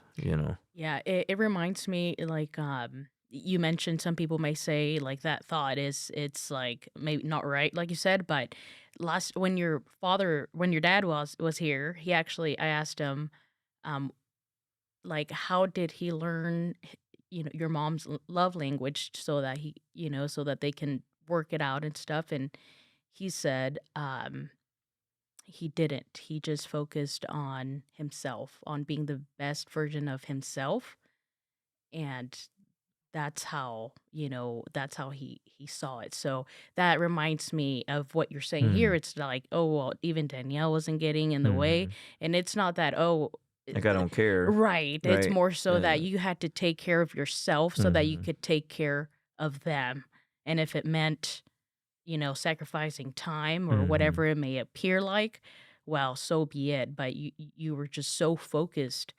on your goals. What like I wonder where that What was that? Is that drive just? Is that something you can explain? How No, it sounds like it's just in your heart, right? yeah, So yeah. I don't it's know. I guess once you, that's why I tell parents like to put your kids in everything because you don't know what mm, what their thing is. You okay, know, let's just yeah, say you're a, a basketball player and you grew up playing basketball, but then you want your kid just to play basketball. And they don't get a chance shot. Well, what if they're not good at it? What if they don't really like it and then they like baseball better or some other thing, right? right. An instrument or something. Swimming Swimming. Yeah, you and don't know until they. So I did all these things and then I found that, and I was like, this stuff is absolutely amazing. I'm like, I gotta know, and it all ties back in with all the stuff I was going through back right. then. Like,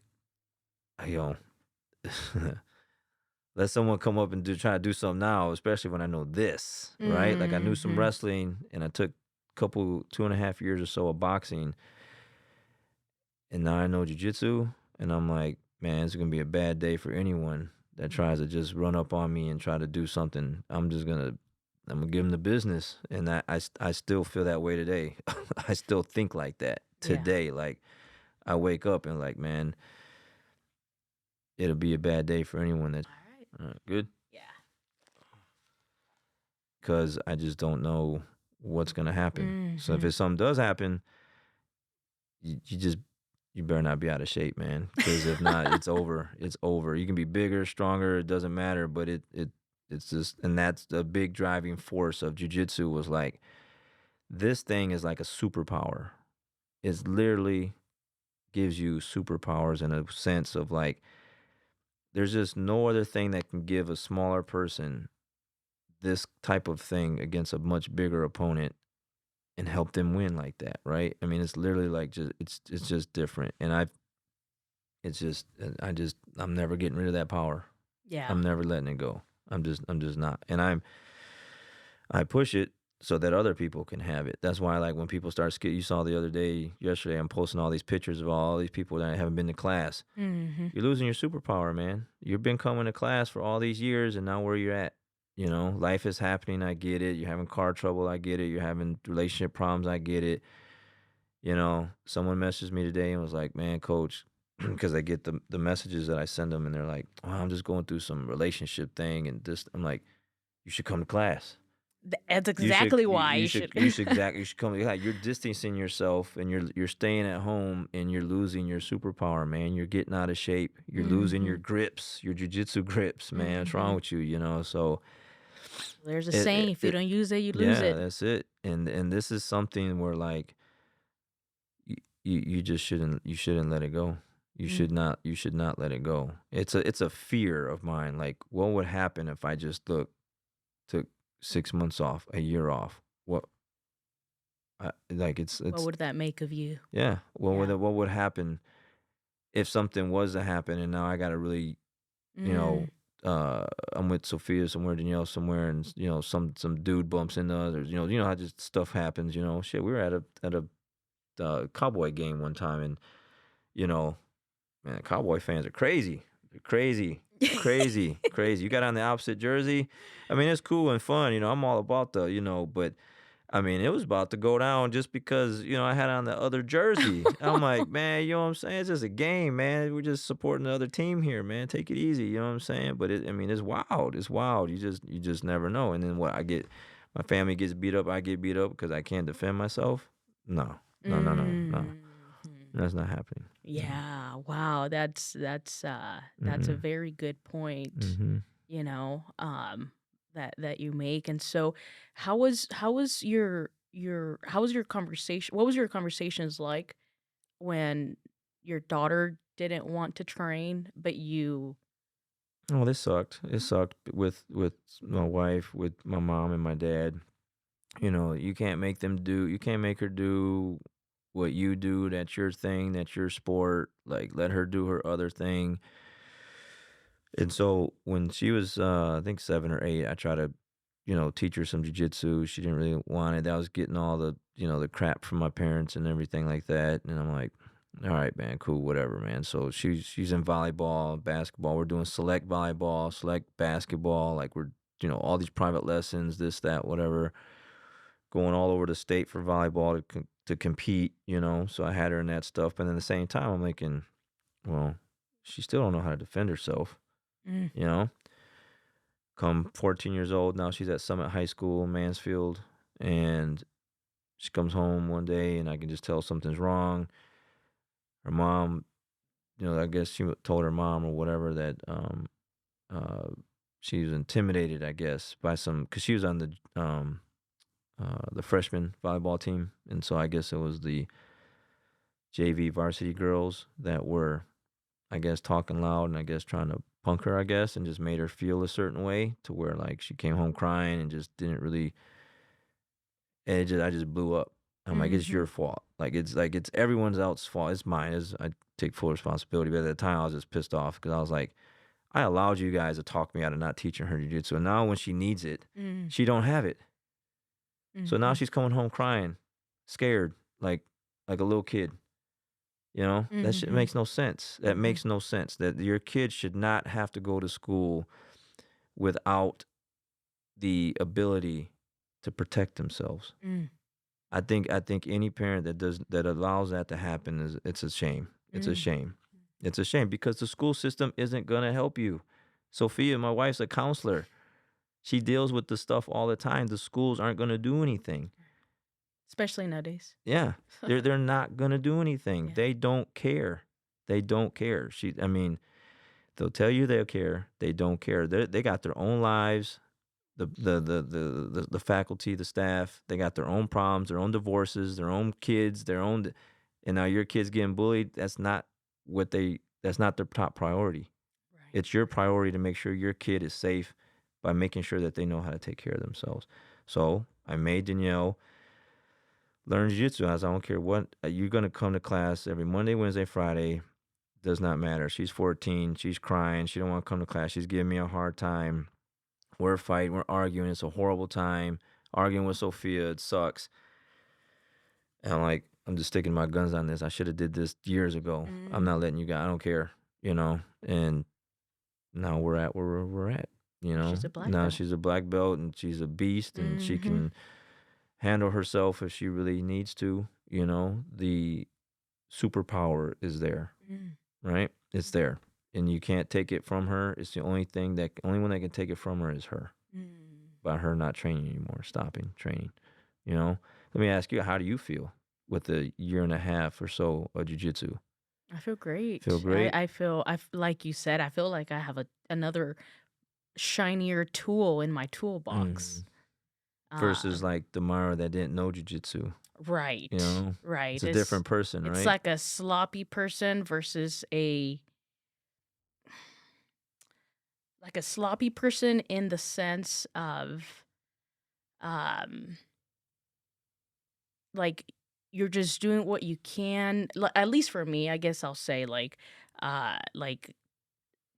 figuring out what to do to always stay active and figuring things out for yourself. And so that was sloppy because it was never consistent. Right. So then I train jiu-jitsu now. I feel like I'm much more organized because it hits so many different aspects other than just the exercise aspect, right? So it's yes, it's a way to be fit, right? To be active, to do something.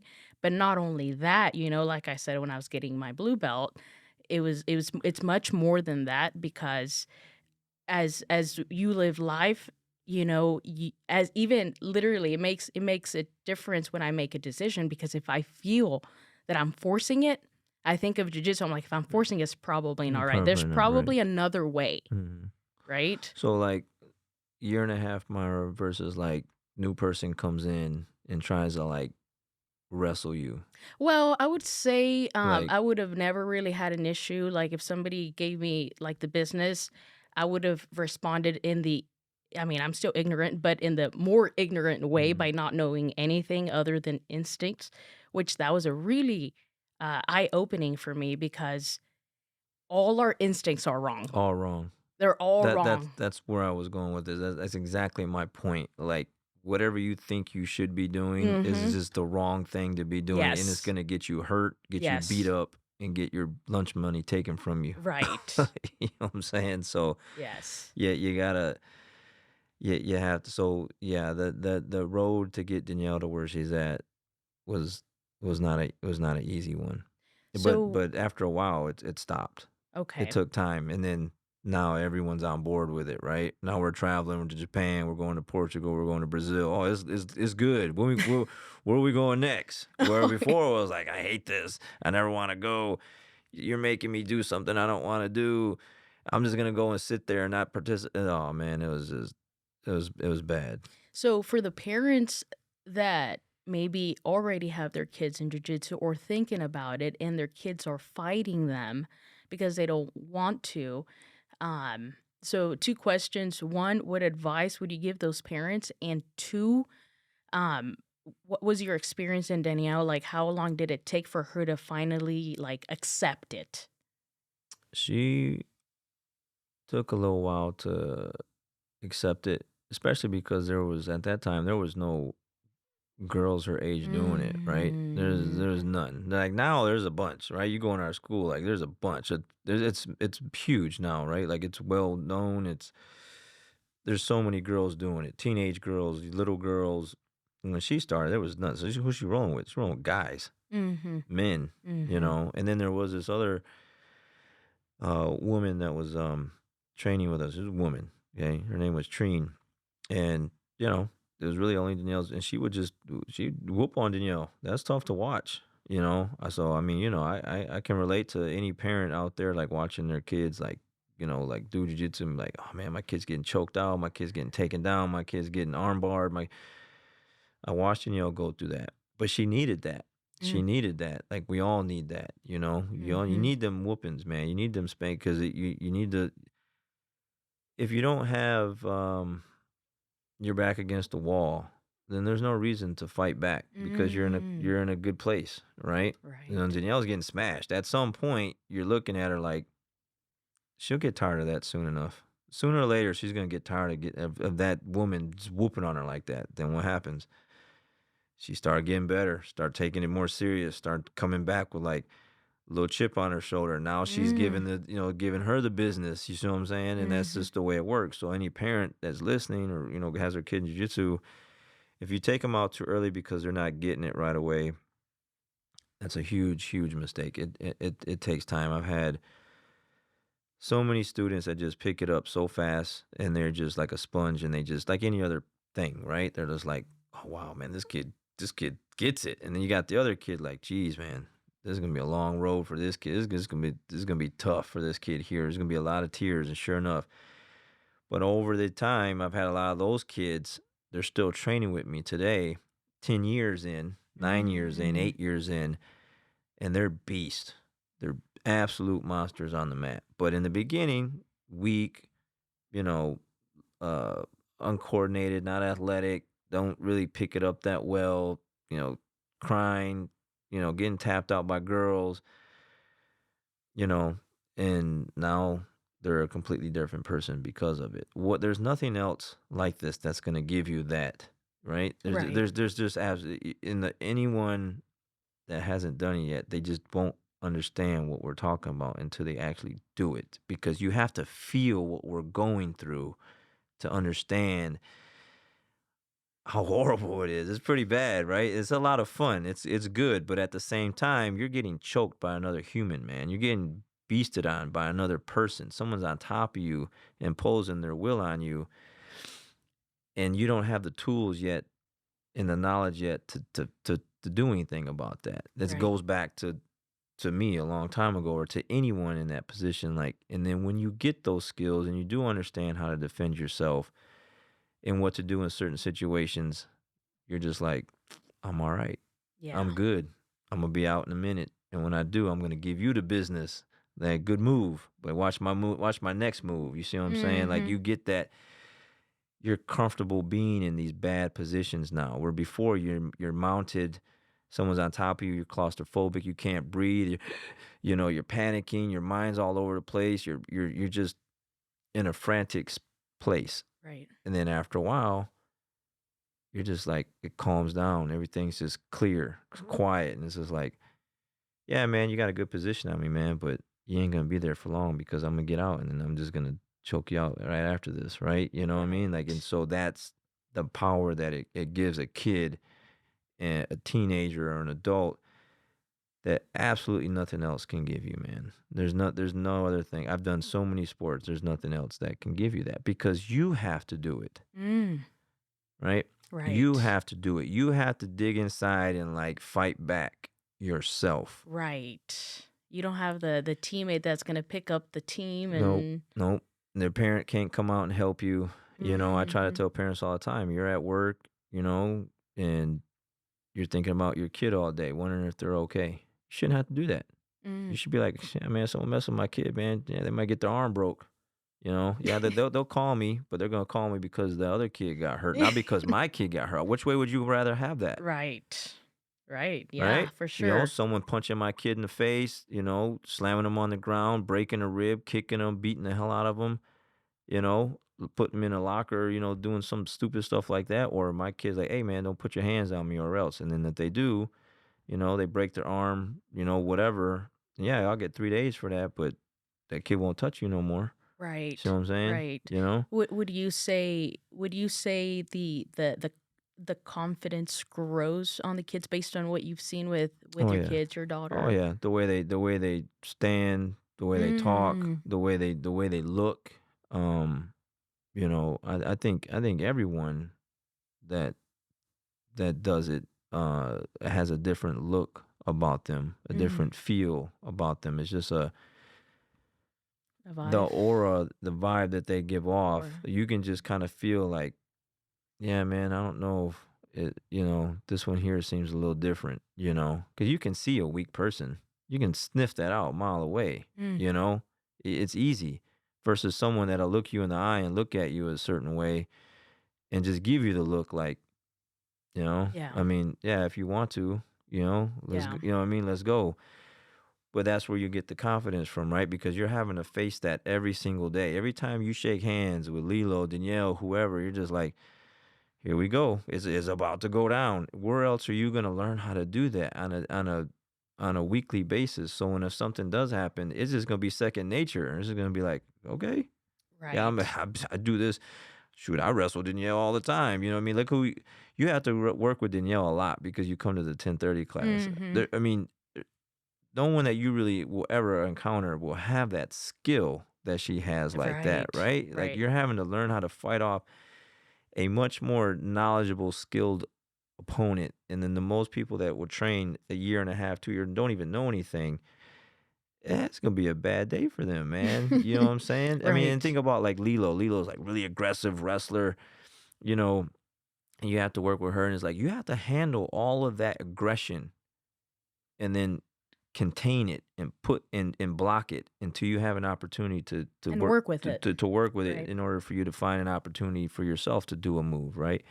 Where anyone else, they ball up, Mhm. get in the fetal position and it's over. They're gonna get beat up, you know. Mhm. So Or do the wrong thing. or do the wrong thing. And so the confidence level is definitely it's there. You can just without even saying anything, it's Mm. it's it's there. I mean, I have the kids, like I said, they look nerdy. They got glasses. They're skinny. They're quiet. Man, those are some of my best kids. You Mm. know what I'm saying? They're some Mhm. of my best kids. They will S choke you out, man. They're just wicked. Go ahead. They play the yeah. Just I mean, I got some really awesome kids that are like, man, it would just be horrific for any kid to just think they can bully my students. Is bad. that reminds me of my very first class at your academy because my very first class, during the comp round, it was two kids. Um, I think it was a girl and a little boy, and I think the girl was Gabriella. Oh, Gabby. Yeah, yeah, Gabriella. Yeah. Mm-hmm. So I don't know the kids very much though, right? Mm. But I think it was her and the little boy, and I mean they went at it, and she just was. like a ninja. Mhm. I was like, my eyes were like, wow. Mhm. I'm like, just like, It's I'm it in. Yeah, Like, yeah. like you Yeah. saw that in these. I don't know how old was she? Yeah, Like she was like 2 years ago, 10 10. or 9. 'Cause I wanna say she's only 11 now. I think she Okay, just had a birthday recently. She's only 11, okay. and I had to put her in that class because she was smashing all the kids in the kids class. I was like, and she's not that big. She's a little like, she's grown Yeah, a little she's bit, but she was a little girl. She wasn't like yes, some big kid or anything. Like, oh, I got to put her in this class because she's like 5'5" or no. She was like just a normal girl at yes. 9 years old, but It's man, like she my just eyes couldn't keep up with what she yeah, was doing. I yeah, think she made the little boy tap out yeah, like 3 yeah. times, Mhm. during, the 5 minutes they Yeah. were in there, and so I was shocked. So Yeah. you talk about, like, your young kids that they're, just wicked. Mhm. I immediately Mhm. I thought about that, and I was like, "W" that sold me. I was like, Yeah. "Wow, Yeah. this Yeah. is." And like I guess especially for girls, I have Mhm. a daughter, so I'm like they, you know, they need that, and to as a parent, you can't put a price tag on that. Like I know Gabriella's parents, they've had her in my program for years. She's been there 4 years or something like that. I don't know. She's been there a long time, but every year they renew her every year, and they just, she's doing some other sports every now and then, soccer or something else like that, but she's always in jiu-jitsu class, Yeah. and she's a beast. Any man, she's don't do it. Yeah. Don't do it. Don't do it. Don't do it. No kidding. I'm pretty sure I came home and I told Logan right away. I said, "You wouldn't believe what I just saw." Mhm. Yeah, yeah. That was memorable, no doubt. Watching a little two kids, but Mhm. more so a little girl and a little boy. And like I said, my eyes couldn't keep up with what she was doing, Yeah. and just tapping him out. So that was pretty crazy. Would you say that the confidence that, especially kids, right? But obviously all around, but um as a mother, like for kids, would you say that the confidence that they able to gain, does it reflect over in their personal life? Like, do they normally do better from what in school? Well, Like, I think so. I think for the most part, especially with the kids in my program, like like I talk to them about their grades and their chores and stuff like that at home, and to mm, help their parents out. Like we push that big time, yeah. and so you can't just like have this skill set and like that's it. Like you still need to. It needs to filter into the other areas of your life, right? Like your Mhm. school. Like man, I had someone. Diego was like, "Hey, coach, can you talk to the class about grades?" Because one of the parents just came in and said that someone's grades aren't where they should be. So I was 50 people on the mat. A good portion of them are teens, and I just said, none of you guys here are slow or dumb, right? You guys are like I train you. I know what your capabilities are. So if your grades aren't where they should be, you're just being lazy, Mm. right? You don't Mhm. have a learning disability at all. I work with you on a weekly basis. There's nothing wrong with you. So if you're not where your grades aren't where they should be, you need to bring them up. Or we can't train. You can't train. You can't be on Mhm. my mat, right? It needs to match. Mm.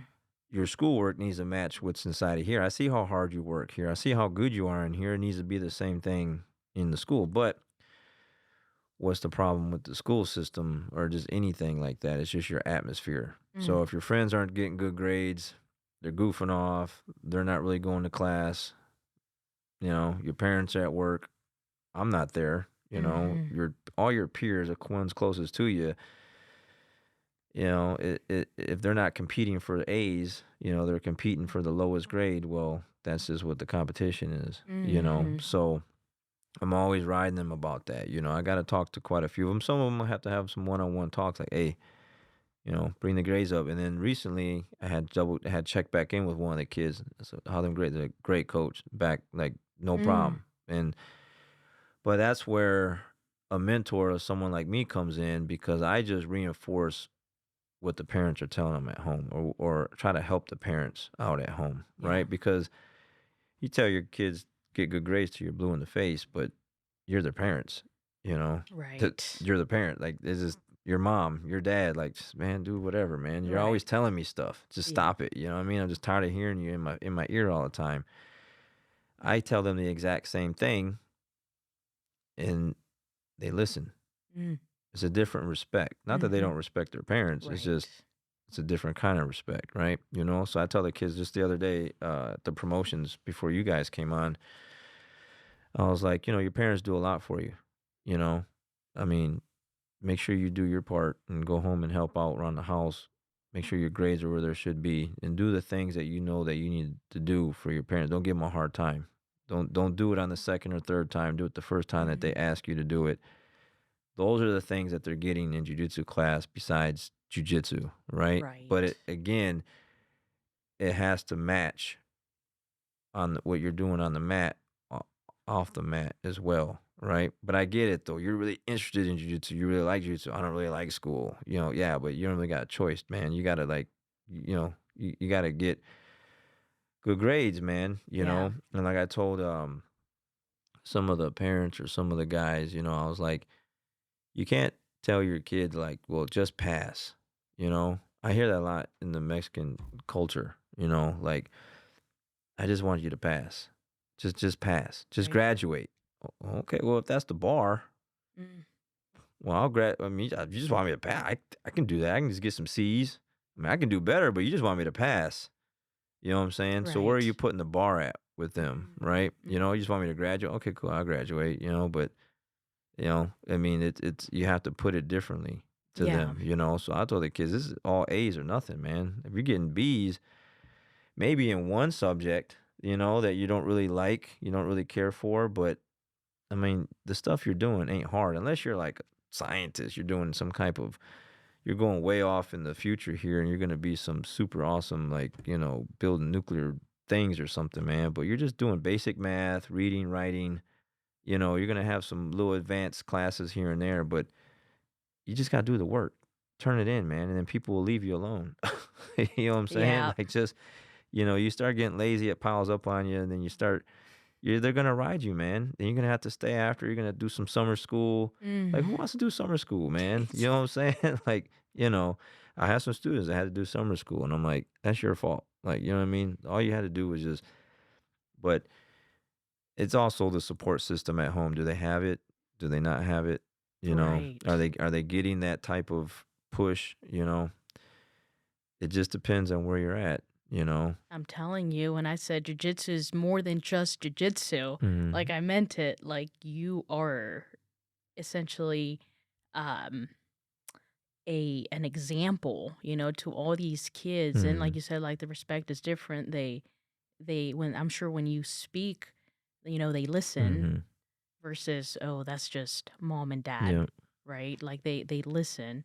So yeah, like I said, it's Yeah. I've had so many parents be like, at home, I'm not around, and their kid's not doing something that they want him to do or whatever, and I'm gonna tell Coach Alvarez. That's what they tell him right mm, away. Oh, no, no, don't do that. I'll do it. I'll do it. I'll fix it. I'll go clean. Go do whatever. Don't do that. Don't tell him. Don't. I'll stop. I'm good. Like, you know what I mean? I get that all the time. That's all I gotta say. I'm gonna go tell Coach, and that's it. And right away, whatever they were dealing with, it's gone. Right? Yeah, yeah. wow. So. But you have to have those talks and those expectations with Mm, your kids. Otherwise, if I didn't talk about grades, and I mean I talk about, with the credit scores and the finances and all that stuff with the adult, well then if you did say, well, I'm gonna take over for what? Well, he don't care, right? You know what I mean? He don't right. care. He don't even talk about grades. What does he care about my grades for? But I tell him I care about their grades because it's a reflection of you, right? I said it's a Hmm. reflection of you, your parents, and me.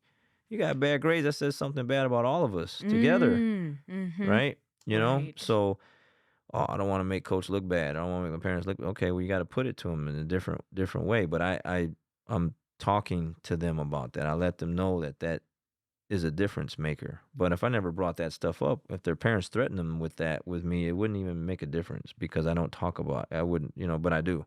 So I think it does make a that's why it makes a difference, right? Right. So Yeah. So speaking of caring, I know your academy is the only one that I've been to, Mm, but from what I hear and from what I understand, not every coach delivers their time fully, not just to the adult, every belt level and students, but you do.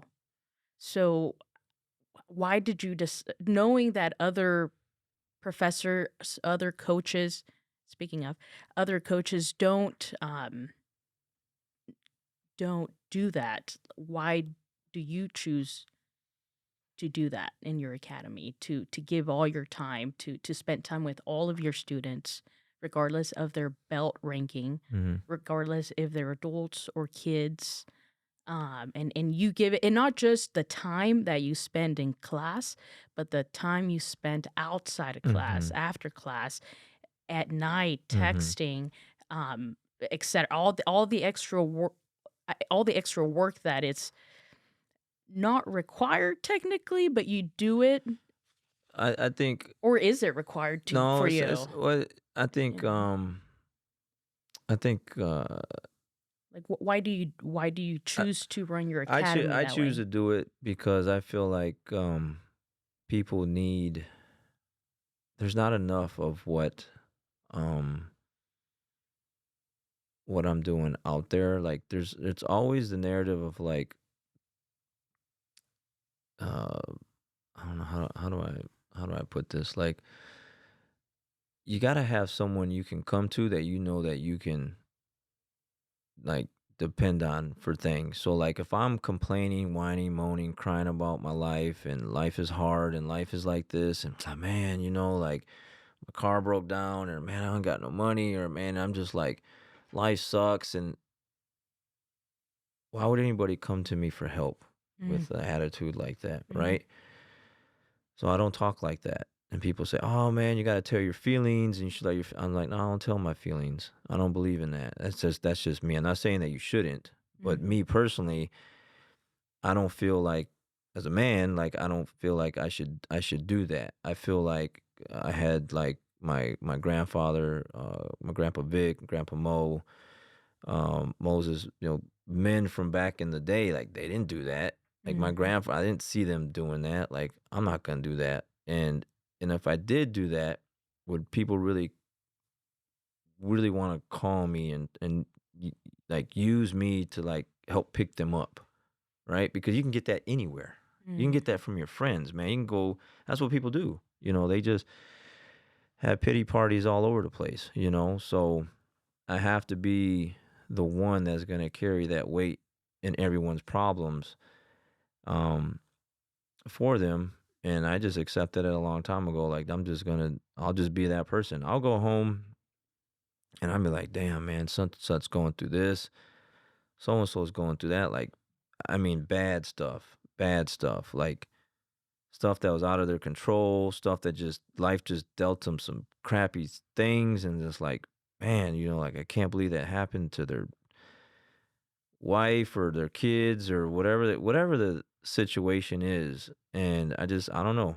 I just feel like um I need to just be that rock, right? Like that person. mhm, Like I'm not gonna break down. I'm not gonna nah, man. I'll take my problems and deal with them, and I'll take all your problems and deal with them too, because I can't really help you if I can't even help myself, right? mhm. So I'll deal with my stuff the way I deal with it, and then I'm able to help whoever with their stuff. I mean, I'm giving advice left and right, man, Yeah. on a day-to-day basis. I mean, there's people because you don't really come to the night class. So in the night class, there's like a line of people waiting to talk to me. And Sophia's like, "Why you get home so late?" I'm like, I just had about 4 or 5 conversations at the class. You know what I'm saying? Some aren't as serious as others, and some of them are. Hey, Mhm. coach, I really need to talk. Coach, I just lost my job.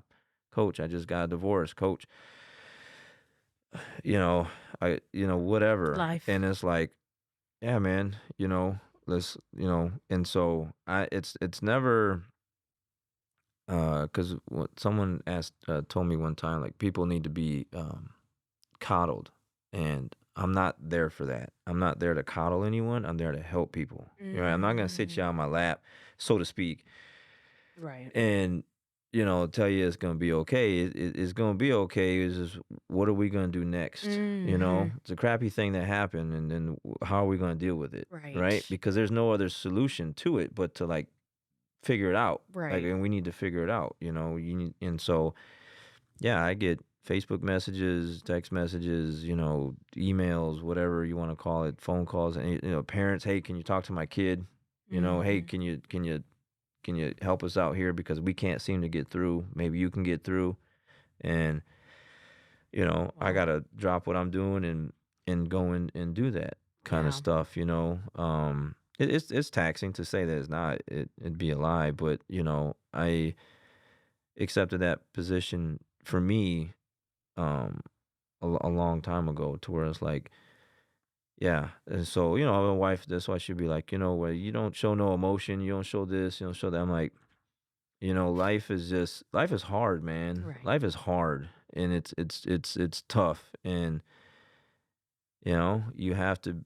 Someone has to be that person, right? Because if everyone's crying together, man, then what? I mean, dude, Yeah. where are we gonna go with that? We Right. can't really go forward with that. You know what I'm Yeah. saying? So, someone has to be the one where, like, yeah, let's go see him, and Right. then we'll get it worked out, and we'll figure it out. So, yeah, that's why I do that. You know what I'm saying? Yeah. That's why I do that. So I don't. You'll never see me on Facebook posting some sad story or complaining or whining about anything. It just Facebook's. I think that's what it says, right? Like what's on your mind, and people take that literal. Like oh, what's on my mind. You know what's on my mind? Then I'm gonna tell you what's on my mind. They just go off on these. I'm not doing that. I'm just Yeah. not. I'm not doing that. I mean, there's commercials and stuff out there nowadays, and it's like the feelings. I'm like, no, I'm not doing that. I handle them a certain way. I'm fine. There's nothing wrong. Like, I have to be in order for me to help other people. You know what I'm saying? So that's just why I do it. That's how I do it. Yeah. You know? Yeah, I mean, could I be a little bit more emotional? Yeah, I guess. You know what I mean? Whatever. It's like I come home and so Danielle's over and she's at the house and right away they turn the TV off because they're watching some, I don't know, love story. I don't do stuff like that. I just don't, man. It's like, why you see someone else crying, man? You know what I mean? Going through these hard, I don't want to see that. I just I'm watching The Godfather, watching Scarface. I'm watching. It's different. It's different. That's what I watch. Yeah. Stuff like that. Yeah, yeah, but yeah, that's how I. That's it's not everyone's doing that. Not Right. everyone's doing that. I agree. I couldn't agree with you more, and I do think it's needed. And when you mention like you help these people through all these problems and stuff, and one thing that popped in mind was it's like, yes, life is hard, but it's your choice to make to make it suffering, Mm-hmm. right? So like to me, that when I heard that, it clicked, and so it makes sense because what you're saying, it's yes, there's all these things going on, but at the end of the day, what are you gonna do What about are you it, gonna do about it? right? Because you can either make it suffer. It's already hard. You can make it worse. You can make it Or you can make suffering. it better. I Yeah. just deal with a lot of people like that where like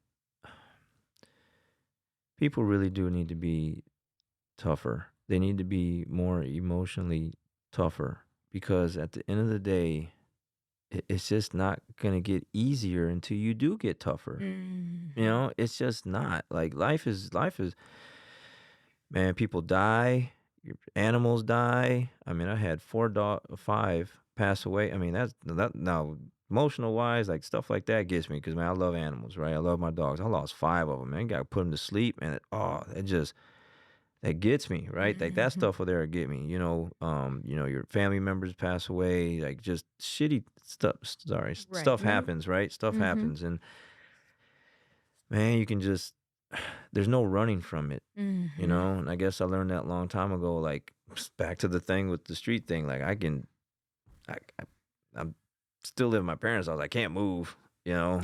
I can't pack my things up and get out. Like I still got to walk these streets. I got to deal with these guys, man. I got to Right. deal with this problem, these situations, and so over time, you get to learn like that's just the way it is. When you're in your early 20s and whatever, it's like, why me? Life sucks. Like, why I gotta go through this, and it's like as you get older, you realize, man, it ain't ever gonna stop. Yeah. It never stops. It's never gonna stop. I'm Right. 48. It still ain't stopping. Right. It's not gonna stop, Right. So I've accepted the fact that like it's just gonna suck, right? It's Right. just what it is. And so There's gonna be things you can't control. you can't control, and things that you just out of nowhere just get hit with these things, or people turn on you. Mm. People do you dirty. I got, man, so many situations like that throughout the years with my business and everything like that. Students that I've helped, students that I've, oh man, and it's Mhm. like, You felt it and you all. just like, man, there's nothing. And at one point, I was like, there's got to be, there's nothing else that I can actually probably go through with students. And then something else happens. I'm like, wow. I'm like, man, that's crazy. Like, and so now it's like, okay, who's next? What? Who's next? Like, you know what I'm saying? Like, what? Someone's next. Someone is. And it's Right. someone close to me at some point Yeah. that I'm giving my all to is gonna turn to the dark side and gonna do what they're gonna do, Yeah. and I'm just gonna be like, It was about all time. right, yeah, man. It's just, yeah, it's kind of been a while, but yeah, it was due, Yeah. it's due. I'm not trying to bring bad mojo on myself, but just it doesn't matter Right. what you do for people, how much you do for them. It's coming, and so you have to Right. deal with that. I know people. Well, they get their feelings hurt. My friends did me like this. My so and so did me like that.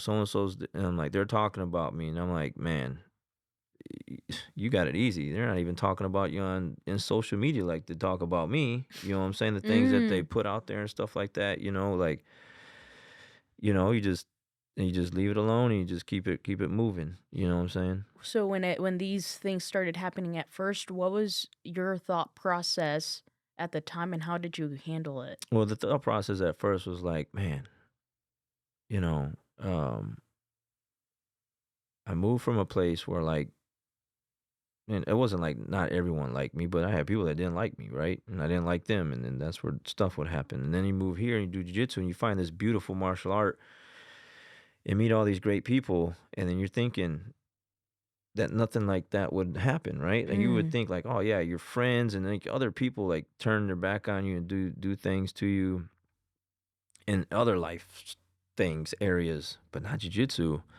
So when that started happening, I was like, dang.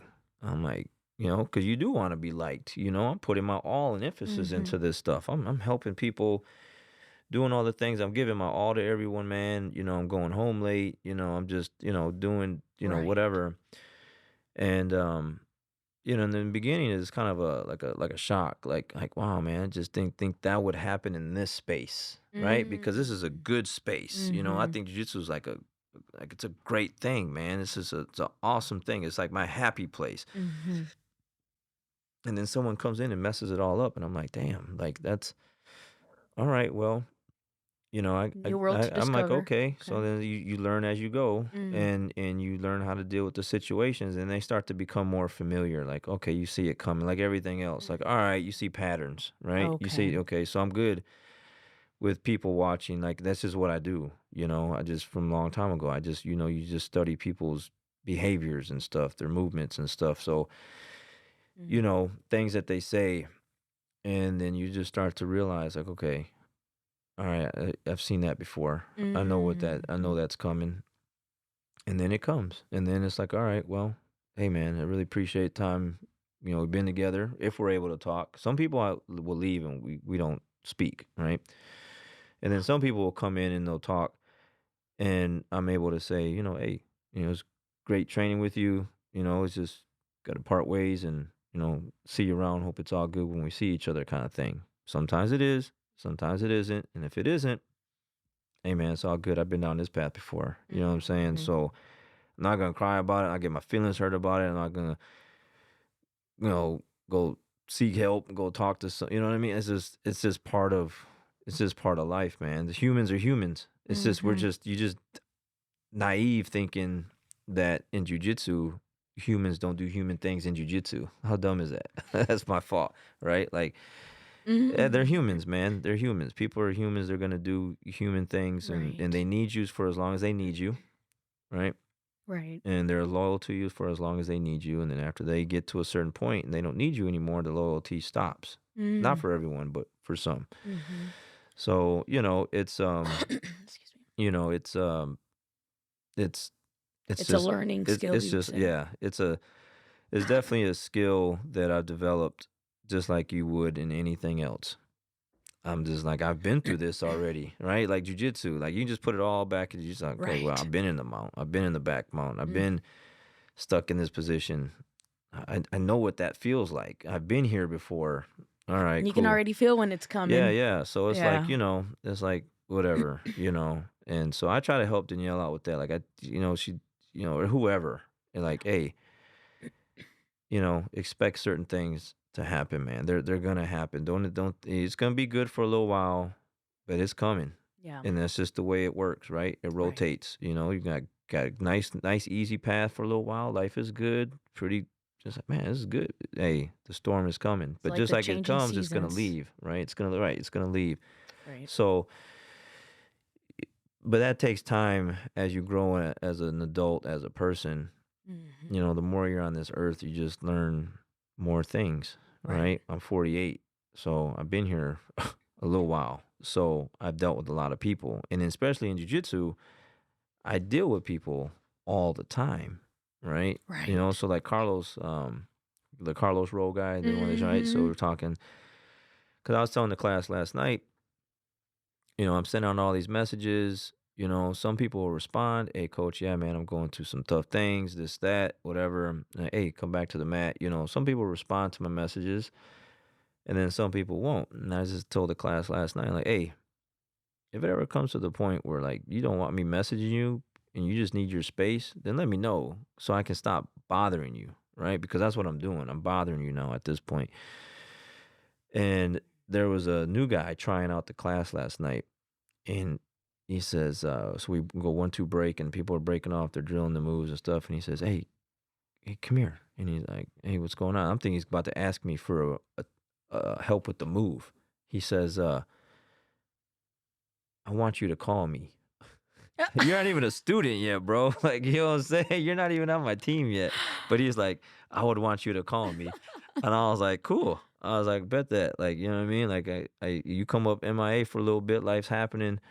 You're going through some things. I'm gonna call you. He's like, I want you to call me. I was like, oh, just met this guy. He's like on my map for like 20 minutes, And then afterwards, Carlos was like in the locker room. He was like, man, coach, after all the things you were saying today, he goes, I just never realized all the effort and the work it takes to try to like keep people on the path. He goes, I come in, I just think about myself. And that's what everyone does, right? You're not coming in thinking about what Emilio's doing, what Lilo's doing, what whoever else on the Earl's doing, all these guys. You're not thinking about that. You're thinking, I'm going to jiu-jitsu class, go do some jiu-jitsu. Right. I'm thinking about who's on the mat, how are they training, how can I help them train, and then who's not here and how I can get them back on the mat. And all these other things, plus all the other stuff that the people were telling me. You know what I'm saying? Like I Mhm. said, I just literally had someone the other day come up and get a little teary eyed on me and stuff. And, coach, I'm gonna take a break. I just lost my job. And I'm like, don't take a break. I'll help you out. Like, just keep showing up. We'll move the payment to next month. Like, just and don't skip class. Just keep showing up because you need this. She goes, I do need this. And anyone else is gonna be like, well, you ain't got the money, you can't train, right? Right. Then that was last week. And then yesterday, someone else that hasn't been there, they come up to me and they're having some serious car trouble amongst some other things, and they're just like, I don't know if I can um uh renew because I guess they're supposed to be renewing in a couple weeks, right? Their agreement's Mhm. up. Well, this person's been with me for a long time.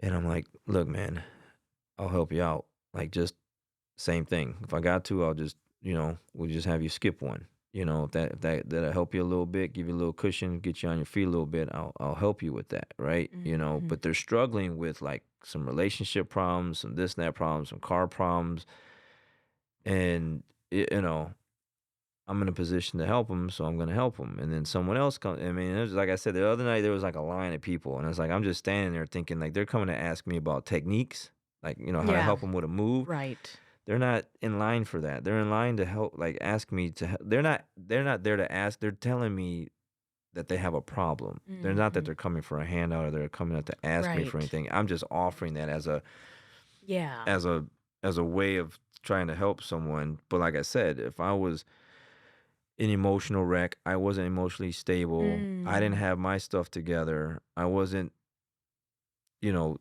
dealing with things the way I'm supposed to deal with things. Mhm.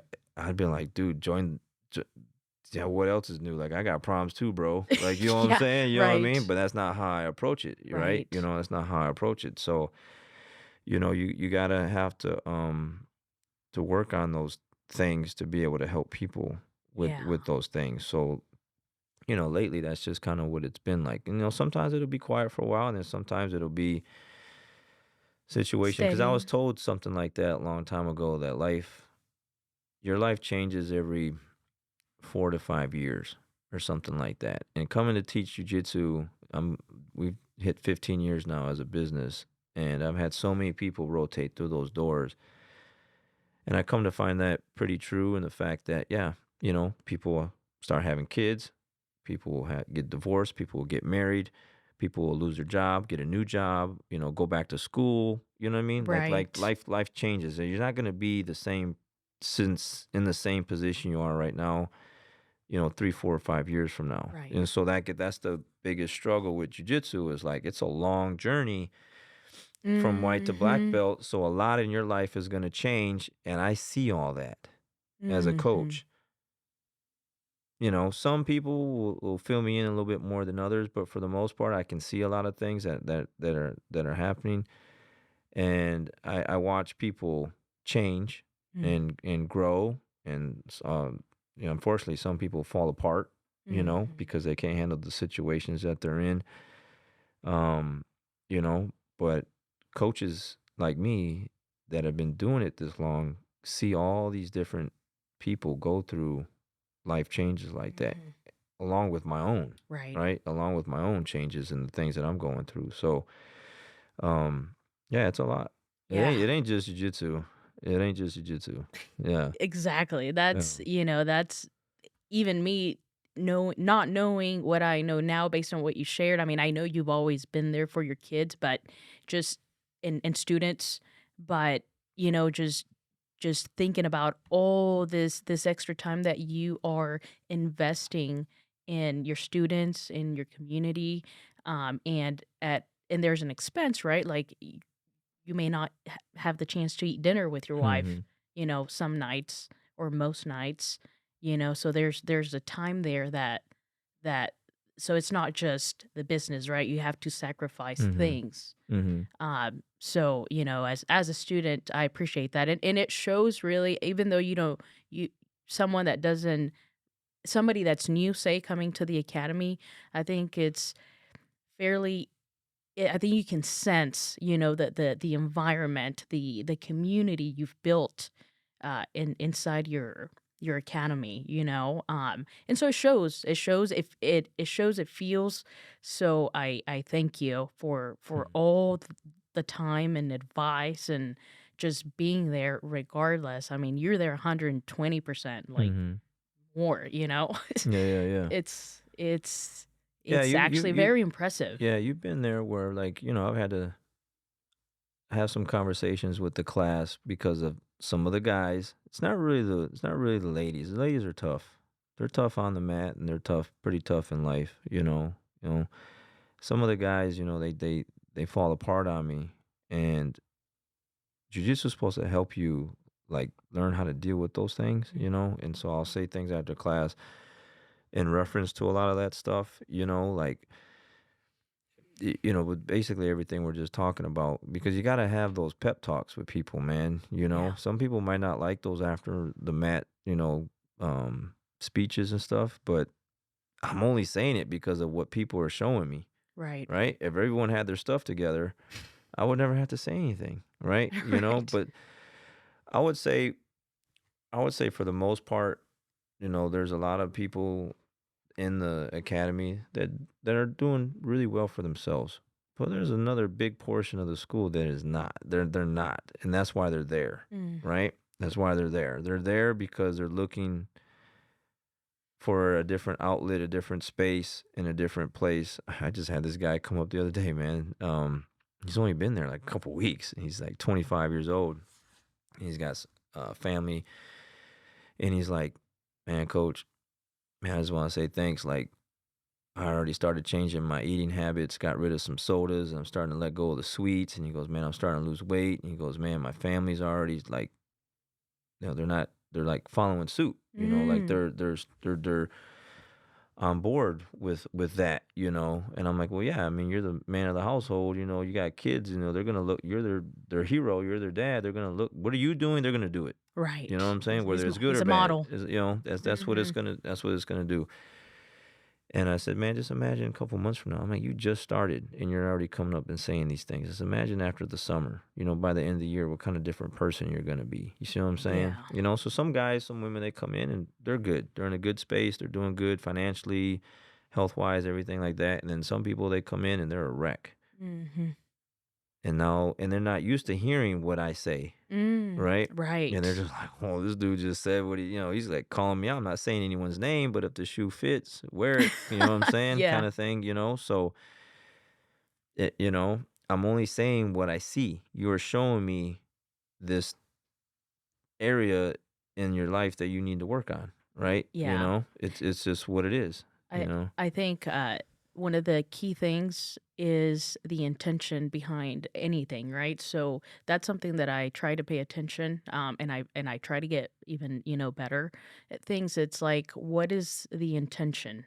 Is it to help me, or is it to harm me? Mhm. So once I understand, and you have to kind of get past um, your own ego, I Mhm. guess you would say, right? And you're like, okay, well, I know that what he's saying, it's the right thing. It's may Mhm. not be what I want to hear, Mhm. right? So I think, maybe that bridge, some people may Yeah, cross yeah, it, and yeah, some yeah. may Yeah, say, hey, yeah, it's tough. Like for clear my instance, ego. yeah, for instance, like I said, so far I haven't had any of the ladies in there be like, "Man, coach, why you making us do the bear crawls? Why we gotta do this? Why I gotta do that? Why we got?"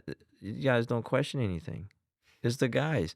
Why we gotta do this? Why are you making us do that? Why I gotta do that? And I'm like, because it's part of the day in class, man. Like that's just what we're doing. Like, can you just do it? Like, why are you like, you know what I'm saying, giving me such a hard time about that? And I give an example. Like, one of the guys, you were in class one time, I'm pretty sure, but they were struggling relation with their girlfriend, whatever, significant other, and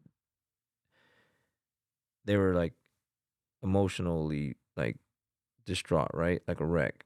And they were coming in class and it showed, right? They're not training the same. They're letting lower belts just whoop on them. And I'm like, you're better than that, man. Like, what are we doing? Like, you're Mm. allowing. You're not. You're supposed to detach from what your problems are, and this is supposed to help you as an outlet. Get an hour and a half break from that thing that you're dealing with, so that you can go back and deal with it better when you're done training here, right? But what you did was you just brought all that in here, and as a result, we're all suffering because of it. Because now you're not training the same. You're complaining, you're whining, you're not pushing the way you should push. You're letting your teammates just do things to you, which that's no fun. Like who wants to hunt a wounded animal? Like, you know what Right. I'm saying? There's no game in that. Like the game is in the hunt. Like you're trying to like hunt you're Yeah. trying to kill the thing and you're just moving and you're trying to hunt it down, and the same thing with your teammates. You're trying to apply these techniques in a real fashion, but I'm just like, oh yeah, here's an armbar, just take it, just choke me, just tap. And I'm not trying. Hmm. Well, that's not fun. That's not the way training's supposed to be. So you're just ruining the whole atmosphere in here. And so Hmm. I had Parasite. yeah, I have to pull that. I have to check people on that. Not gonna like it, but you came to class. You could have just stayed home and cried and just, Yeah. or went to the bar and had a drink or something. Instead, you came to jujitsu. So then let's do what jujitsu is supposed to do, Right. right? Like let's let it help you, and you're not letting it help you, right? Mhm. And you're ruining the training for the rest of us. Mhm. I'm not letting that happen. You're not gonna water down the school because Mhm. if I allowed that, then everyone's gonna come in and do that. Now we just have a mat full of people just crying about stuff, right? Like it doesn't even make sense. Like no, and we're not doing it, and that is a big reason why I get a lot of hate on me the way I do in the people that have left, right? Like man, that dude's too serious. He takes his, it's just jujitsu, man. I'm there just to, hey man, I gave my heart and soul to this thing, and my program, my thing is built with a certain bar, a certain standard, Mhm. and you have to meet that. And we're not gonna meet you at the Mhm. bottom at your lowest point. Right. We're You're not gonna, gonna downgrade. we're not gonna go there. We're just Yeah. not. If I'll help you if you want the help, but if you want to come in here and just ruin our training because you're sad, Mhm. man, we're all sad. We all got sad things. Yeah. We're all dealing with some type of problem, man. I mean, like I said, what if we just had to deal with each other's problems like that, man? No, the training's gonna suck. So I need to fix that, and the way I fix that is I gotta say these things to people.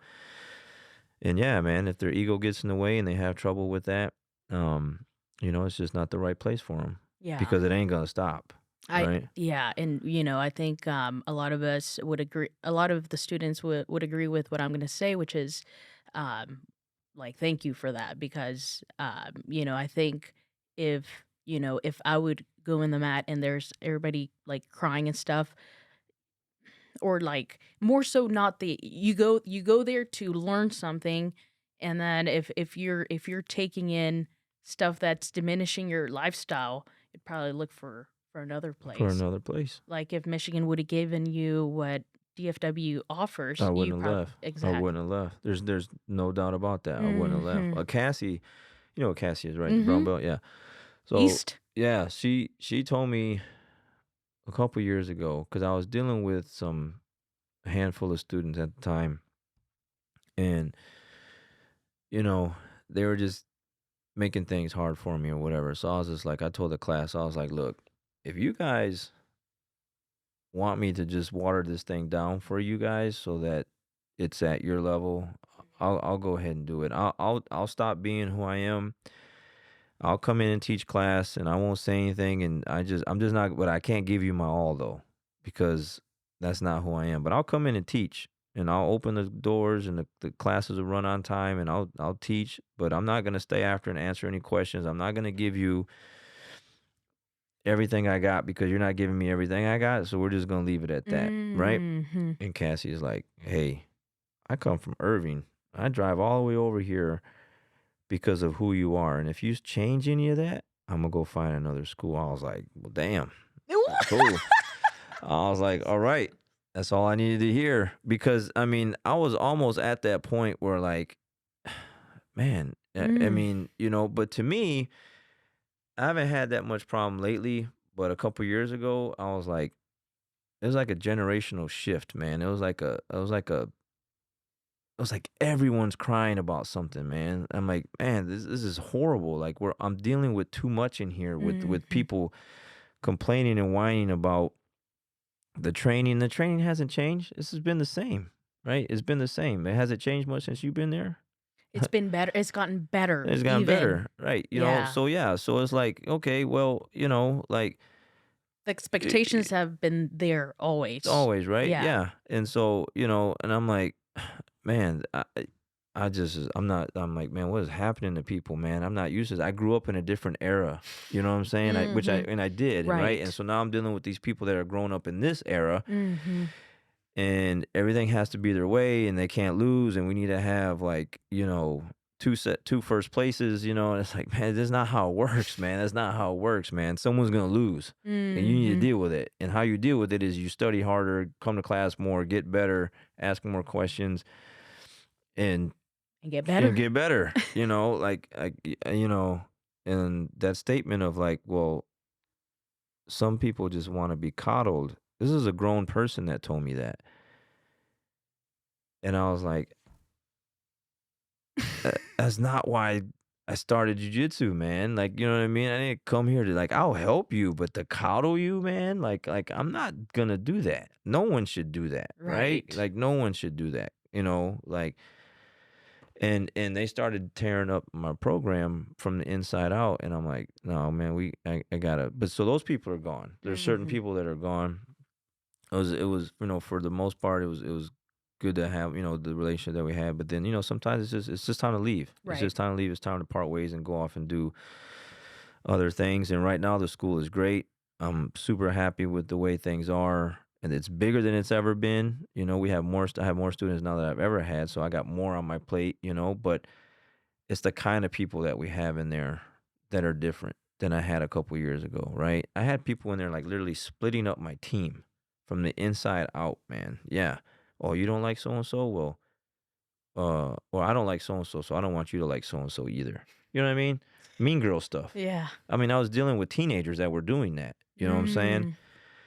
And they're That's gone now. tough. Yeah. And they're gone, and I've been happy, and it's just been great. I get to come in and just teach jujitsu and train. I don't have to come in and really fight with anyone. Like I was telling, one of the guys or some of the guys before, like I shouldn't have to get on you about working hard, right? This is what you're expected to do here, man. Do your part. I should be able to help you with things, but not like, hey, like stop being lazy. Mhm. Like you know what I mean? Like Right. there's a no one looked at my credentials or my website or my Google whatever and was like, man, that place sucks. Let's go there and train. Right. Right? No, they're like, man, that guy's good. Look at all the stuff he won, and look at his team, and look at all the trophies they got, and look at this, Mhm. this, that, whatever. Like, man, we're gonna go train there, because that's how it works, right? You never Right. go to the sorriest place. Like, man, Yeah. that guy's lost all his matches. His team sucks. Like, no one says anything good. Like, no one would come there. You Right. came there because people come there because of the things that they heard, Mhm. whether about me or about the school, and they have an obligation to help uphold that. Mhm. Period. So when you come in and you sign up, man, I'm expecting you to do your part. I'll do my part. You gotta do yours. But if I gotta like pick you up on top of that, man, I guess it ain't gonna work. The relationship isn't gonna work. You know what I'm saying? Yeah. It's just not. Like I said, man, the ladies that come in and you guys just get in there and scrap. I never have to be like, Myra, stop talking. Myra, be like this. Myra, this, that. Lilo, stop this. Mhm. Cassie, no. You Mhm. guys are in there just getting to work. Like, you know what I Mhm. mean? And like Michelle, Purple Belt Michelle, the one that's pregnant, she's gonna have a baby soon. Like Mhm. um, she's awesome. Like you know, and she's doing bear crawls with the baby, and she was beating most of the dudes. And I'm like, guys, like, man, like, how you know what I'm saying? Like, Yeah. come on, like, And I'm like, man, yeah, yeah, you guys are fun to have in there because I think it helps me like with those things. Like, hey, man, Mm. the ladies ain't complaining, man. Like, why are you complaining? Right. You know what I mean? Like, Yeah. they're in there they're doing everything that you're doing, but without the whining. You know what I'm Yeah. saying? They're not Right. quitting during the rounds. They're not stopping. They're not asking for a break. They're not taking off on me in the middle of the round to go to the bathroom. Like they're in there like doing like, hairs everywhere, cheeks are all red, man, in there just getting to work. Yeah. And you feed off of that energy, Mhm. right? Just like you're gonna feed off someone that's being lazy. Oh, he ain't doing it. Why should I do it? Well, all of us students, so Yeah. we fit off of you, Yeah. definitely. So, thanks for Yeah. raising the bar. Now, Oh. I don't know if you know, hopefully not, but it doesn't matter. But I asked all of your students, well, not all of them, the ones that I could, Oh, if okay. they had any questions Oh, okay. Yeah, cool. they wanted me to ask Oh, you. all right.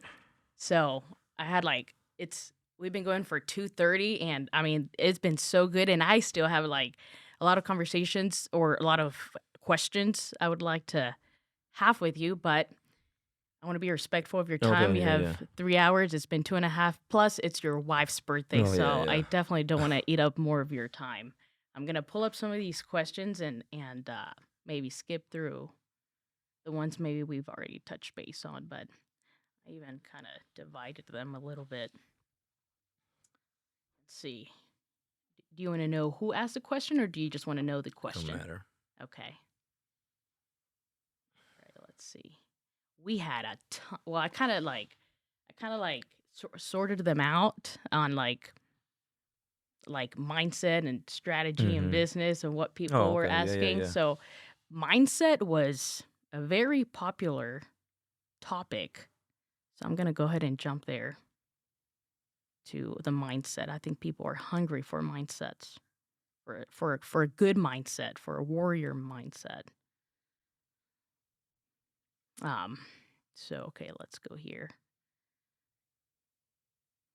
So this was a popular question asked by 4 people, different students. Um, as someone in their early 20s, oh, actually, okay, let's split that up because it's two different questions. If you could go back in time and give your young self advice, what would that be? Man, that's hard because I wish I had jujitsu earlier. Like my first jujitsu coach, not the first one in Michigan, but the one here, Mr. Wall. He was a good mentor, really good person. Um, I learned a lot from him. But I was already 26, 27 when I got to really get to work under him.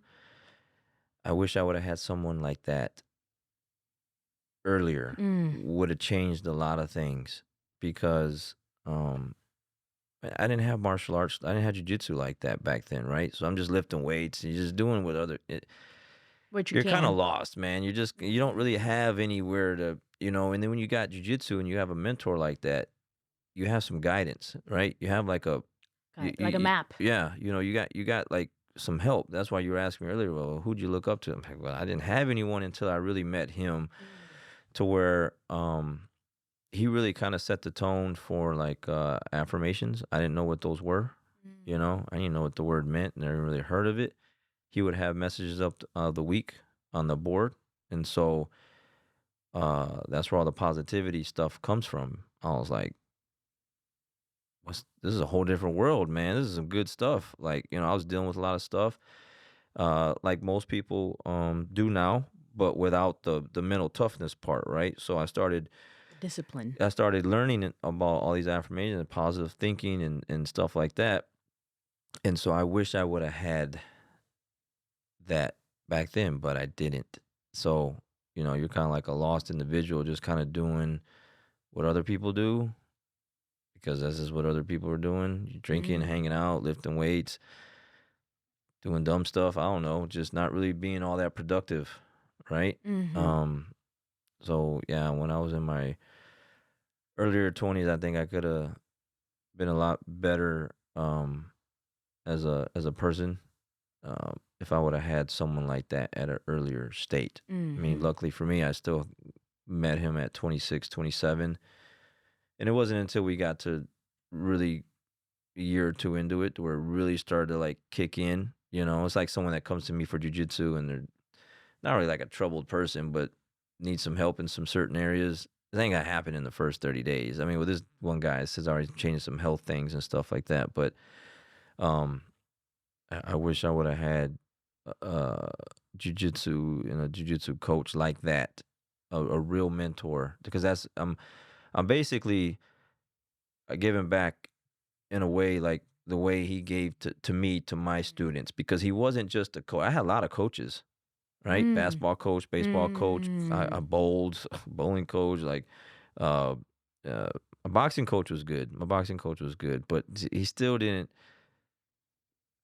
give to me what this jiu-jitsu coach gave to me. mm. More life things. And also maybe it was just that time for me, I guess, mid 20s, mid to late 20s, and like you need to change some things, and so I wish I would have. I wonder what my life would be like if I had that earlier, right? Mm-hmm. Mm-hmm. So I guess that's all I can say on that. So for today, for someone in their 20s today, what advice would you give them in building a better life both on and off the mats? your finances, Mm. get your credit score in order, get your budget in order, get your money in order, because when you're broke, hurting, living paycheck to paycheck, it it makes things hard. It Mm. makes things hard for you and the person you're with if you're with someone, you know. And if they ain't got it together, you know, or if you do and they don't, or yeah, that and your health. Mm. Finances and health are the two core things that people need to have in order, like ASAP. Like Mm. if your health isn't right, you know, you're gonna be struggling, and then if your finances aren't right, you're gonna be struggling. And I guess the third part is like when I say health, it needs to be really like in these days, the time that we live in now Mm. is the mental health. Mm. Because coming up in the 90s, man, in high school, mental health wasn't even a word. Right. Words, those that wasn't a phrase, that wasn't a thing. No one had mental health. Like no one had. It was not a Not a thing. It was thing. not. It Yeah. was not a thing. Now it's a huge thing, and everyone has it. I'm like, really? All these people have, like, how can all these people have that big of a problem like that? It's just it, no, they don't. They just need to. It's life. It's called life, and life is hard, and life sucks, and it's gonna Mhm. give you some really crappy things. And like I said, people are gonna die, pets are gonna die, and just bad things are gonna happen. And you just need to know how to deal with those things. So it ain't really mental health. It's just life, man. It's just life. So yeah, those things there. If you don't have those in order, man, life is hard. It's gonna Th- be harder than what it is. There you go. So, how do you keep training 2 times a day against students 20 years younger than you? What I've mentioned about the situation that happened to me in high school, it just you asked what was the change that changed the course of time. I'm it'll Mm. never. I don't care if it's a 20-year-old I bump into at Buffalo Wild Wings watching UFC, man. If you want to get down, man, we could just You're gonna be we're ready. gonna be ready. You know, just it's it. It's in the back of my mind all the time.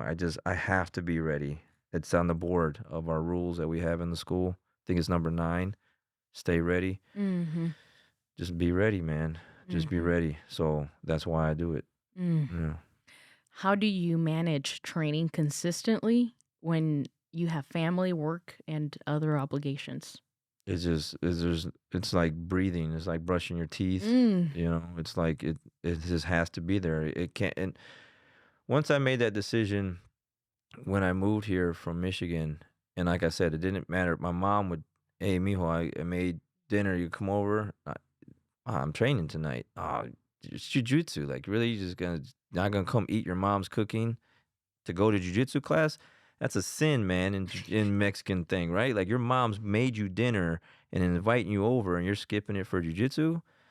Hey, man, I'm going to jujitsu class. Call Mm. me on a different day. I trained on Monday, Wednesday, Thursday, and Saturday. So I'll come over eat Tuesday.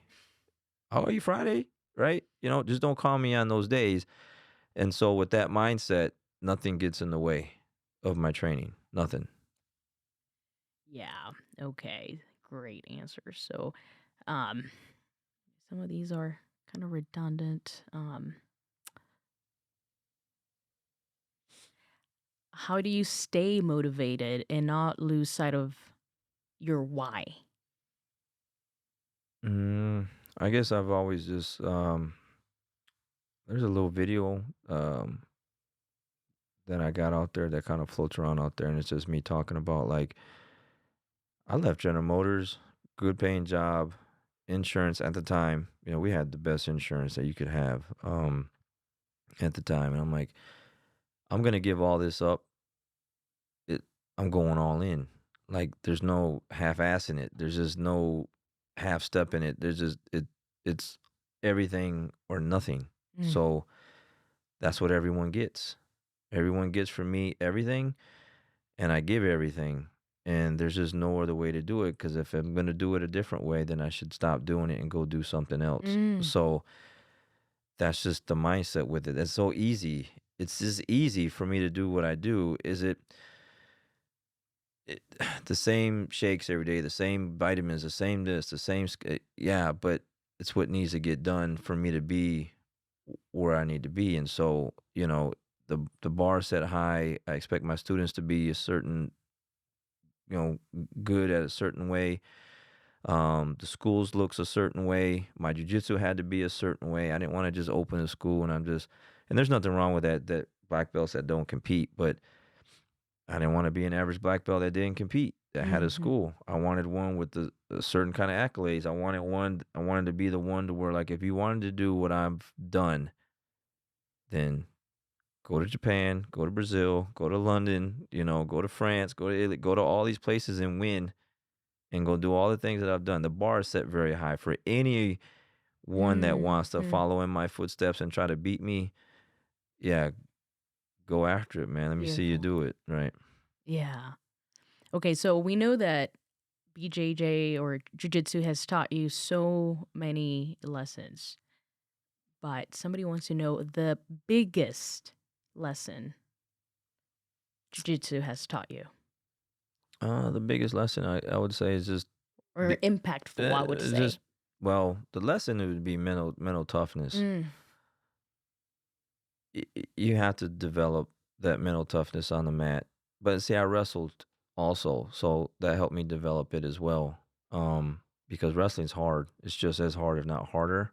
You know what I'm saying? But um, it helps you develop that, and that's why I'm saying a lot of people should do it because they're mentally weak. You want to get tough, do tough things, man. You want to toughen up, you got to do tough things, and jujitsu's tough. It's a lesson that it's given me time and time again because me rolling with those 20-year-olds, they're catching up. They're getting good.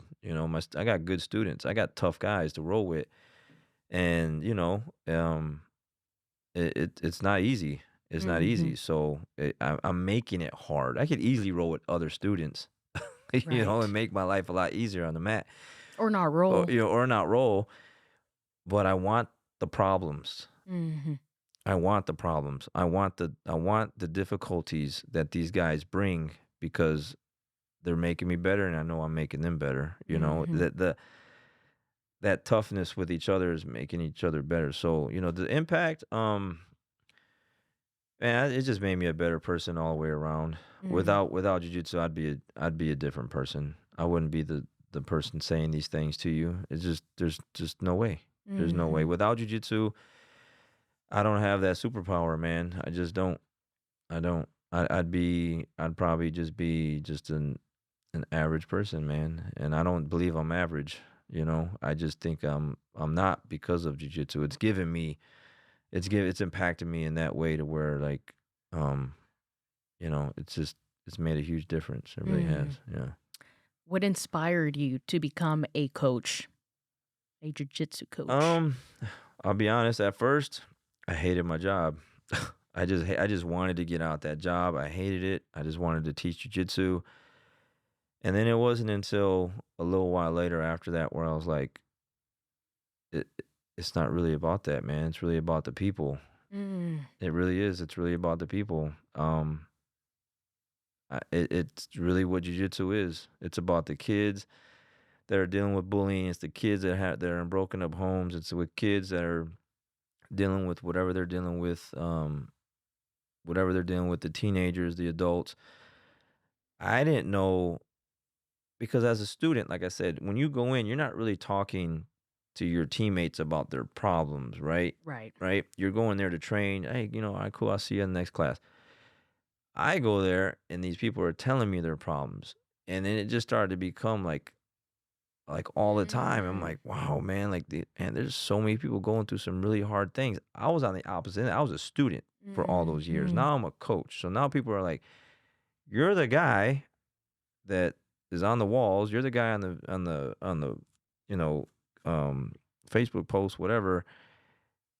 I want to talk to you. I want mhm, to. Can you help me? You know what I'm saying? mhm, Kind of thing. And so I just came to realize, like, man, I need to be a better coach. So what mm, do? You start getting books, you start listening to coaching, you start listening to leadership. mm, So, I listen to all this stuff on a daily basis, on a mhm, daily basis is what I listen to every day. So it's a skill set that always has to be developed on how to be a better coach, how to work with people, deal with people, how to help them.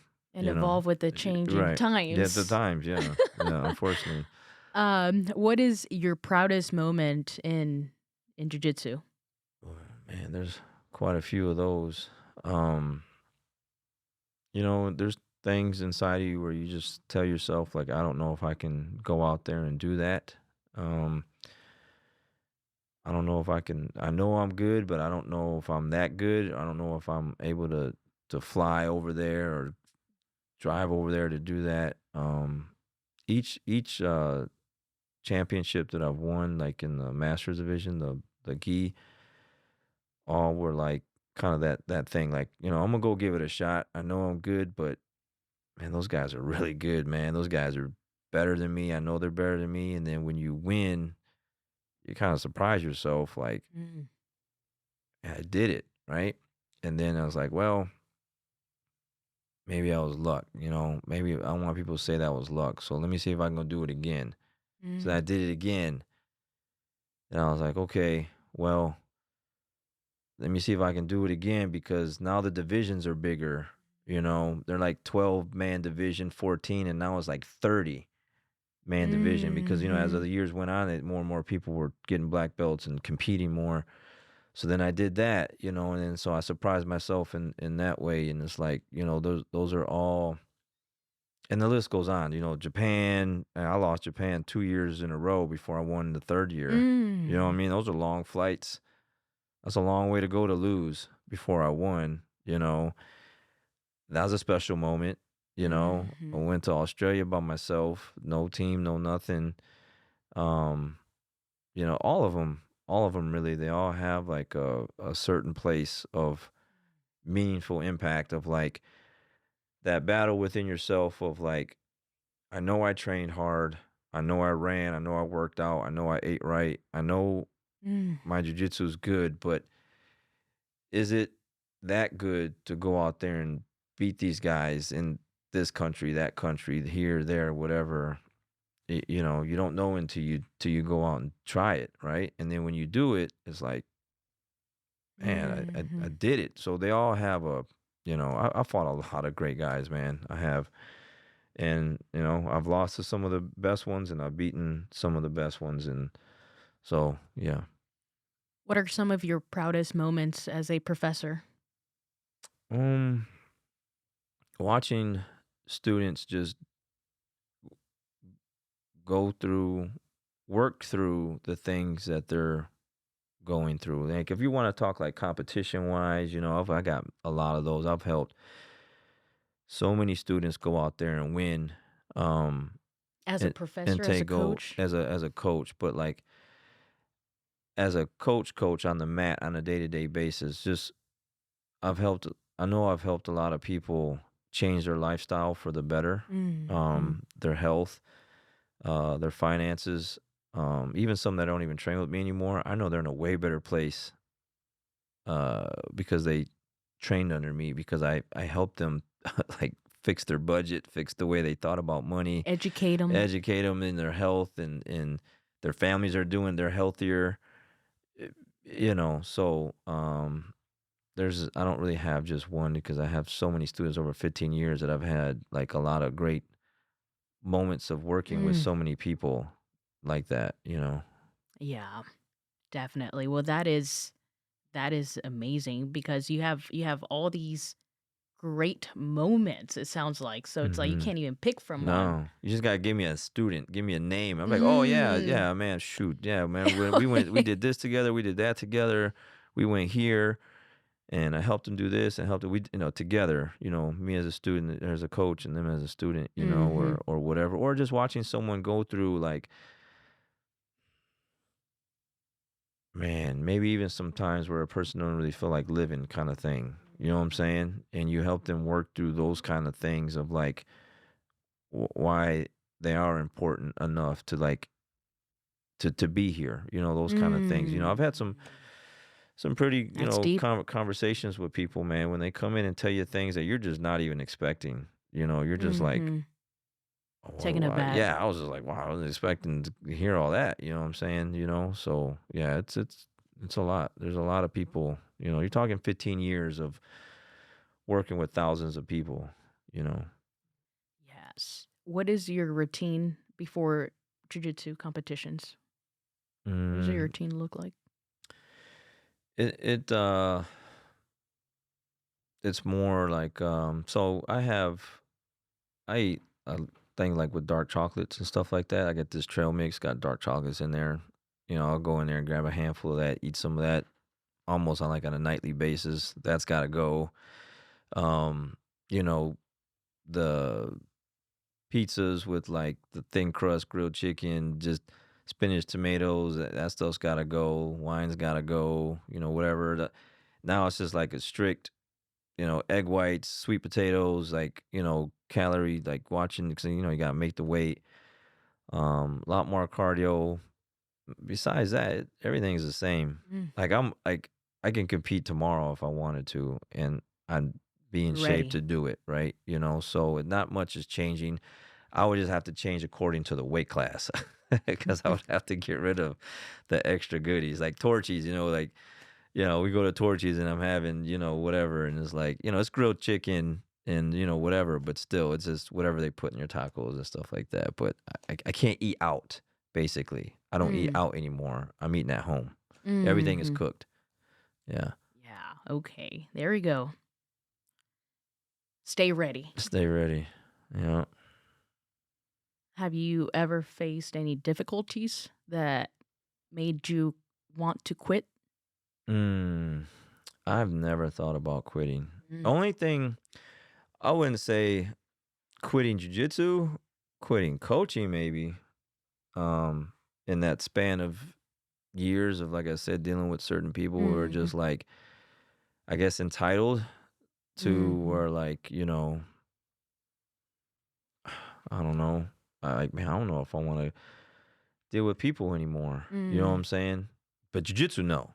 Never, hmm. ever, ever have I ever thought like I think I need to take a break from jiu-jitsu. No, even when I like even this week, man, I trained so hard this week. It's like I'm training for something and I'm not. And I'm like, okay, I trained hard this morning. I'm gonna go tonight and I'm not gonna train. Man, everyone's in there getting after it, grinding, man. And I'm like, it happened last night. I was like, sat out the first round. I was like, I'm just gonna coach. I'm just gonna coach. I'm just, had good training this morning. I'm good, worked out, and I'm like, nah, man, they're just having too much fun, man. It's hot. I'm already hot. I'm sweating. I already have my stuff on because I'm teaching class. I told Justin Cameron, man, let's go, man. Let's get after it. So then we did like 3 rounds or two and a half long, two plus a long round, and it's hard to say no, man. It's hard. It's like I want to be out there. You see what I'm saying? Like I Hmm. want to be out there. Like I want to be on the mat. I don't want to be at home. Again, it's nothing against my wife. Like I'm not happily married or anything like that. It has nothing to do with that. It's like we're just sitting here watching a movie. We're not really doing anything constructive. And it's like I could be training, man. I Hmm. could be getting after it. And that's me. That's Hmm. me. I want to just get after it. I want to just you know, been Definitely. in there and put the work in and just I feel like a bum, right? I Mm. feel like a bum. And Sophia gets mad at me all the time. Like, you don't know how to relax, you don't know how to chill. Like you always got I'm like, I just got that fear in my mind, like, man, once you slow down and stop, man, that's it. Right? Like that's it. Like I gotta no, I just gotta keep it moving. What place have you traveled to that impacted you the most? And what is it about that place that stood out to you? Man, it's like competition. It's all the same. Portugal is beautiful, you know, Rome is beautiful, the Colosseum. You're thinking, "Oh man, this is the best place ever." And then you go to Japan and you're like, "Oh man, this is a great place ever," and you're Mm. like, you go to Brazil and over and you're like, "This is, is this man, Europe's awesome, Australia's awesome." Abu Dhabi, we went to Abu Dhabi and went to Dubai. I mean, I'm thinking, you get there and you're looking at the Burj Khalifa, the tallest building in the world thing, and you're just like, golly, man, they Mhm. all have their own thing. I'm fascinated with Europe. I love Europe. I just love the old sculptures and the buildings, things that have been there for so many years. Japan, the samurai, the Japanese culture. I'm always been fascinated with them and their attention to detail and their work ethic on things is just, and to go there 3 times was just probably one of the best places I've ever been. Mm. Yeah. What is the importance of having like-minded individuals in your circle? Oh, success or failure. There you go. That's it. You ever don't have the like-minded individual, you're failing. That's why that right there is the core reason why I am the way I am and as hard as I am on everyone. Because if I don't have that, man, we're all losing. You are Mm. not going to be as good as you are. Lilo isn't, Cassie isn't, Danielle isn't, I'm not, and everyone else is in there. You're just not going to reach your true potential. You're just not, because you're around people that we can just be around anywhere else. But you go there, it's different, Mhm. right? Yeah. So it has to be that way. That's why I fight so hard. Man, is having a rough time with one of the students. He hasn't been there recently. But it is what it is. I gotta stick to my guns, and it's like, man, I am not allowing certain things to happen on my mat. Yeah, and just not, because we have to be a certain way in order for us to be a certain way. It's as simple as that, you know. So, Who is your role model, oh, if you have role one, I guess? models. Yeah, I mean, I got a couple of them. Of course, you got my dad. Growing up and what he's done for his family and how he helps people. He's always going out of his way to help people, stuff like that. He never wants to see anyone hurting, Mhm. struggling, financially, whatever. So he's always looking for ways. I think I have a lot of that.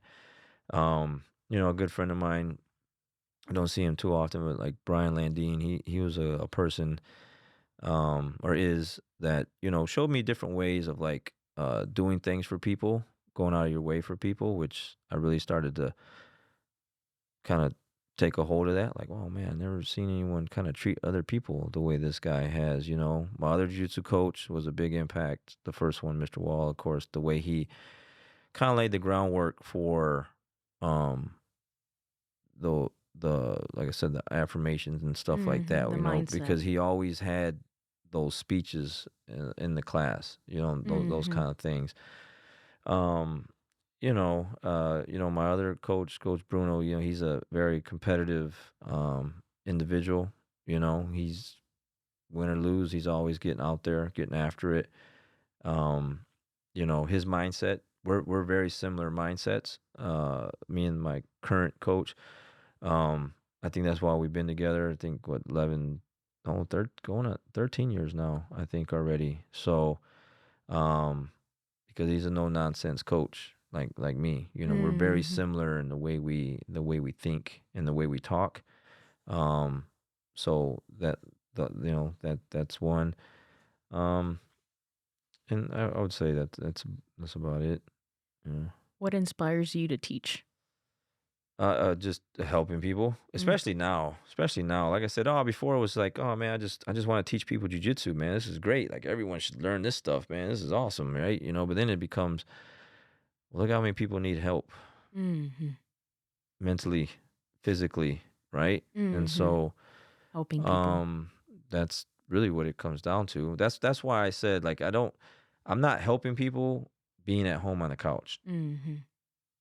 Agreed. I'm helping people with my presence on the mat, seeing what I'm seeing. Hey, do this. Hey, do that. Whatever. And then the talks after class. Mhm. That's how I'm helping people. What's your greatest regret in life? Ooh, man. Man, I don't know if you can have those, because Mm. if you don't make mistakes and mess up and make bad choices, you don't know which ones, it puts you in certain places, right? Because if you're Mhm. making all good choices, I mean, who does that? Like, who Right. makes all good ones, right? You don't. You make some bad ones. You're like, man, I'll never do that again, or man, whatever. I don't know. There's just too many, I guess. I wish I would have moved down here earlier, sooner. But even then, even if I would have moved down here sooner, my Right. jiu-jitsu coach wasn't even open yet. So, There you go. You see what I'm saying? So Right. like I can change. You can't change things. They're done. Things happen for a reason. You know. It's what you do with Yeah, them, it's what you right? do with it. Like for wrestling, in my junior year, going into my senior year, that summer, my dad put me in a wrestling camp. Man, I was ready. Man, I trained all summer. I was ready. I was like, man, I'm gonna go to state. I'm gonna kill it. In the very first match of the season, I broke my thumb. Season's over. Like, you know, I can't change that. That wasn't had none of my doing, but I wish I could have seen what I would have done with all that hard work I did through the whole summer when everyone else is hanging out doing stuff and I'm Mm. like running, working out, going to wrestling camps. But you can't change that kind of stuff, man. You can't, you just, it is what it is. And so you, you can't, because then I wouldn't even probably be here, you know? Mhm. So Right. If you weren't a full-time jiu-jitsu coach, what other career would you pursue? nothing, there would be nothing else that I really would want to do, man. I mean, if there was no jujitsu on earth ever and it didn't even exist, man, I don't know. Um, I What is really, the second option, I guess? yeah. I mean, you would have to take all martial arts off the planet, like Mm. you know what I mean. Mm. I guess I'm meant to do that, right? Yeah. Like that's what I'm meant to do. I like those kind of I like those kind of sports. Like I said, I play basketball I love them. I'm a big sports fan. I watch Sports Center every morning when I get up. But I would just go to something else that's very similar. So you would have to take like everything off of that. Yeah, I don't know. Yeah. I don't know. Okay.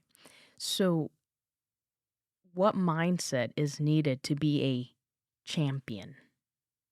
To be not just a jiu-jitsu practitioner or a really good jiu-jitsu athlete, but a champion Well, just from a a no excuse mindset. Like you're gonna fail, you're gonna mess up, you're gonna lose, and it's what you do with those losses is what really turns you into the champion, because no one just starts off at the top in anything, right? Like pick any business, any sport, whatever. You just don't walk in and you're just number one already. You're not. You have to work your way through the crappy stuff, which is losing, failing, making mistakes, questioning yourself, doubting yourself. Like, man, am I doing the right thing? Should I? It's like once you get past all that and be like, all right, I'm going in on this. It's like when I moved, I went all in and moved. I didn't move like across town or in the hmm state, you know. right I went an hour yeah, away. exactly. I went to Texas, right? And then when I quit General Motors, I I left my insurance, I left everything, and like I just severed ties with it, right? There's no turning back. I can't go back in and like, hey, I want my job back. That hmm they won't give it to you. It's over, buddy. You left. We gave you the money. Now go get out of here. So when you have that mindset of like, okay, I'm starting this, and then there's no going back, then there's a champion mindset, right? Because you're eventually gonna get there. You're gonna win at some point. Is just, but if you have a backup, a cushion, I know guys that have opened up schools, but they have their day job still. You can't really, really, really, really, really win that way, because you're like, well, if this doesn't work out, I still got my day job. hmm But what if you don't have your day job? How far can you go in this thing? Because now you're putting everything in it because you're scared to death that this thing has to work. But in the back of your mind, you're like, well, it don't really have to work because I would like it to work, but it don't really have to because I got this good paying job over here off the side. I know people like that. I wonder what they would be like and what their business would be like and their jujitsu would be like if they went all in on it and then quit their job. But hmm can you do that when you have a family? I did it. I had a daughter already. I wasn't a single man, right? When I did that, I had Right. a family and quit General Motors and left. And I'm like, Boom. that's it. It's all in. So that's how you build a champion mindset. It's just don't make excuses. Don't um It's like that video. I don't know if you saw it in the team page earlier. It's like for the 10:30 class, the guy's like, it's different clips of the same dude, and he's like, oh man, he's making an excuse for the big strong guy, the skinny guy, the whatever guy. He just had an excuse for all the different whatever. It's like, dude, stop making excuses. Was kind of like the moral of the story, right? Like, you just can't win that way. You're not gonna win that way, you know. So yeah. What do you think about talent versus hard work when it comes to the athletes you train? Hard work all day. Hard work. Talent. I've met so many talented people, coached so many talented people. Those guys are gifted. The girls, whoever, are gifted. They've been given a gift, and when they lose, they don't know how to lose. They quit. They fold. They cry. They break.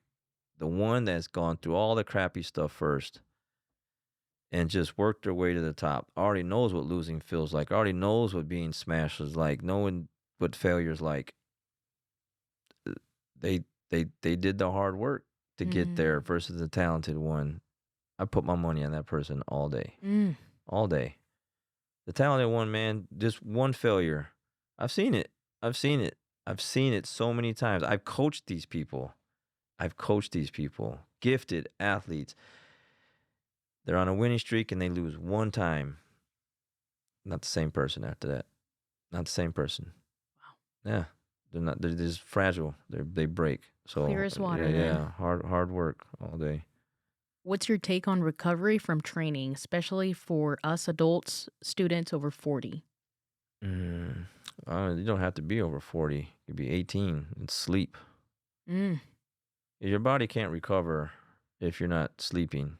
You need to recover. That's when your body heals itself. So, because I don't like the over 40 thing, because I'm almost 50, and I train 3 times a day, right? Hard, like, hard training sessions, and I feel good. It's just, I need good sleep. I take naps in between the 2 classes, the morning class and the night class, and then there's some nights where I stay up later than I should. I'm watching something and, The Godfather or something come on. I'm like, I already seen it 100 times, but like, still gonna watch it, right? I'm like, man, I gotta go to sleep. And so, you don't heal right. So, hydration, the right foods, vitamins, of course, and then sleep. But you can have the right foods and hydration and not enough sleep, and your body's going to break down because it didn't heal itself. The soreness that you feel, it's never going to go away. So you need proper sleep. That's why, like, the military, Marines, the Navy SEALs, whatever, they put their soldiers through these courses or whatever with no sleep.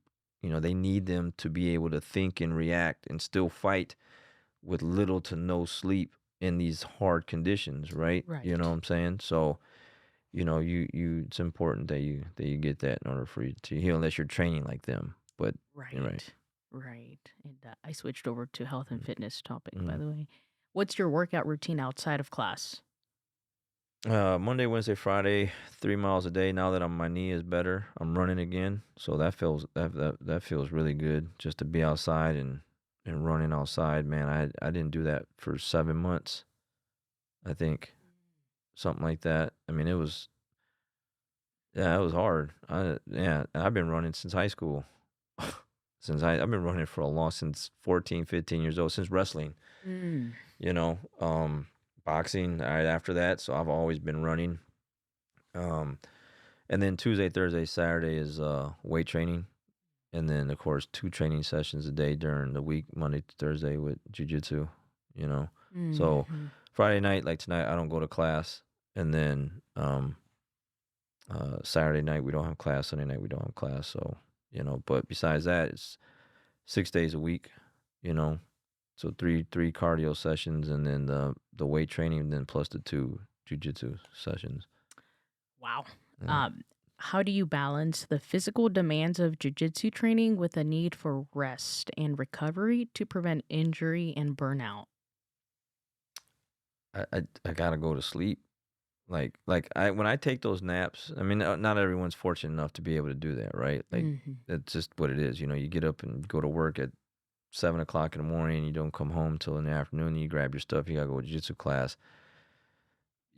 I'm fortunate enough to where I get that break in between the classes where I do get a good hour, sometimes hour and a half nap.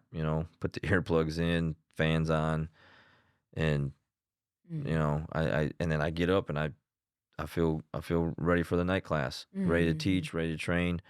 When I don't get that because I'm busy, I got a lot of stuff going on, and I didn't get that, I feel it. You know what I mean? Like I feel it. I just feel it's the same. It's just sleep. You need rest. Sleep. Your body needs rest. Hmm. What's your favorite move or position? Oh man, I got a bunch of those, man. Favorite move is just smashing people. Just um, I play a lot of different. I don't have just one game. I have a lot. I like the De La Hiva. I like X guard. I like the butterfly guard, half guard, and I mix them all together, so they're kind of all one game for me. So I don't have like just one position that I do. I think when you first start out, you kind of gravitate towards one thing, but Mm, then as you grow and train for many years, you just have all these things to play with because you mm, know all this stuff now that you just take whatever's given to you. You know what I'm So you love saying? them all. Yeah, yeah, yeah. I like working with them all. I do. I do. How do you help students develop their own personal style and approach to jujitsu while still emphasizing the fundamentals? Their body types. Mm, You can just tell, like, tall, lengthy person should be working triangles, arm bars, playing off their back, uh, their flexibility, like you can just tell the way someone's built, like, oh, they're built probably for this game or for that game, or they'll probably do work better. Hey, watch this guy, look up this guy on YouTube. He's built very similar to you. I think you'll like mm, his moves. So I do that a lot for a lot of people. You know what I'm saying? mhm. So I kind of that's kind of how I kind of Approach it. yeah move people in the Mm, right direction because um it's just the way they're built. There's a mhm, lot of guys that have been there, done that before you, and they're really good, and they look very similar to you. You should mhm. probably work their style of jiu-jitsu. Yeah, How long do you plan to continue to train jujitsu, for example? Could you see yourself rolling in your 60s? absolutely, absolutely. I don't see myself stopping anytime soon. You got people like what Betsy's 59 Yeah. and then Julie's 66. Mhm. Well, there you go. Mm. Julie's 66 years old, man. Like Julie's an inspiration. Like, man, hey, Julie's training. That gives me really good hope that like I'm in 20 years I can still be training jujitsu. Right? Right. She's 66. And she's new and Yeah, she loves it. and she loves it. Yeah. Okay, we're going to switch over to goals just to get through some of these real quick. Do you have any remaining personal goals? Yeah, I still have a couple more tournaments. I still want to compete. My knee's better. Um, I just bought these two homes, man. So I've been rehabbing and doing all this stuff. It's been like a 6 month, 7 month process trying to get all this stuff situated. But plus just making sure my knee is good. So just you know trying to stay with the competition scene. Maybe not so much the big ones, but like the smaller ones. Hmm. The big ones take a lot to prepare for. You really gotta separate yourself from teaching a little bit and just be a student and just focus on Mm. training. You know what I'm saying? Hmm. And I can't be rehabbing homes and like I can't have other stuff on the Right. plate. It has to be like just Distractions. right. It has to be like just jujitsu for me to do those. And so, but I'm in shape enough and I train enough to where like I could go do a DC Open, a Tampa Open, a you know Boise Open, somewhere like that. Couple matches and I'm good. So yeah. What are your future goals for the academy? I would like to.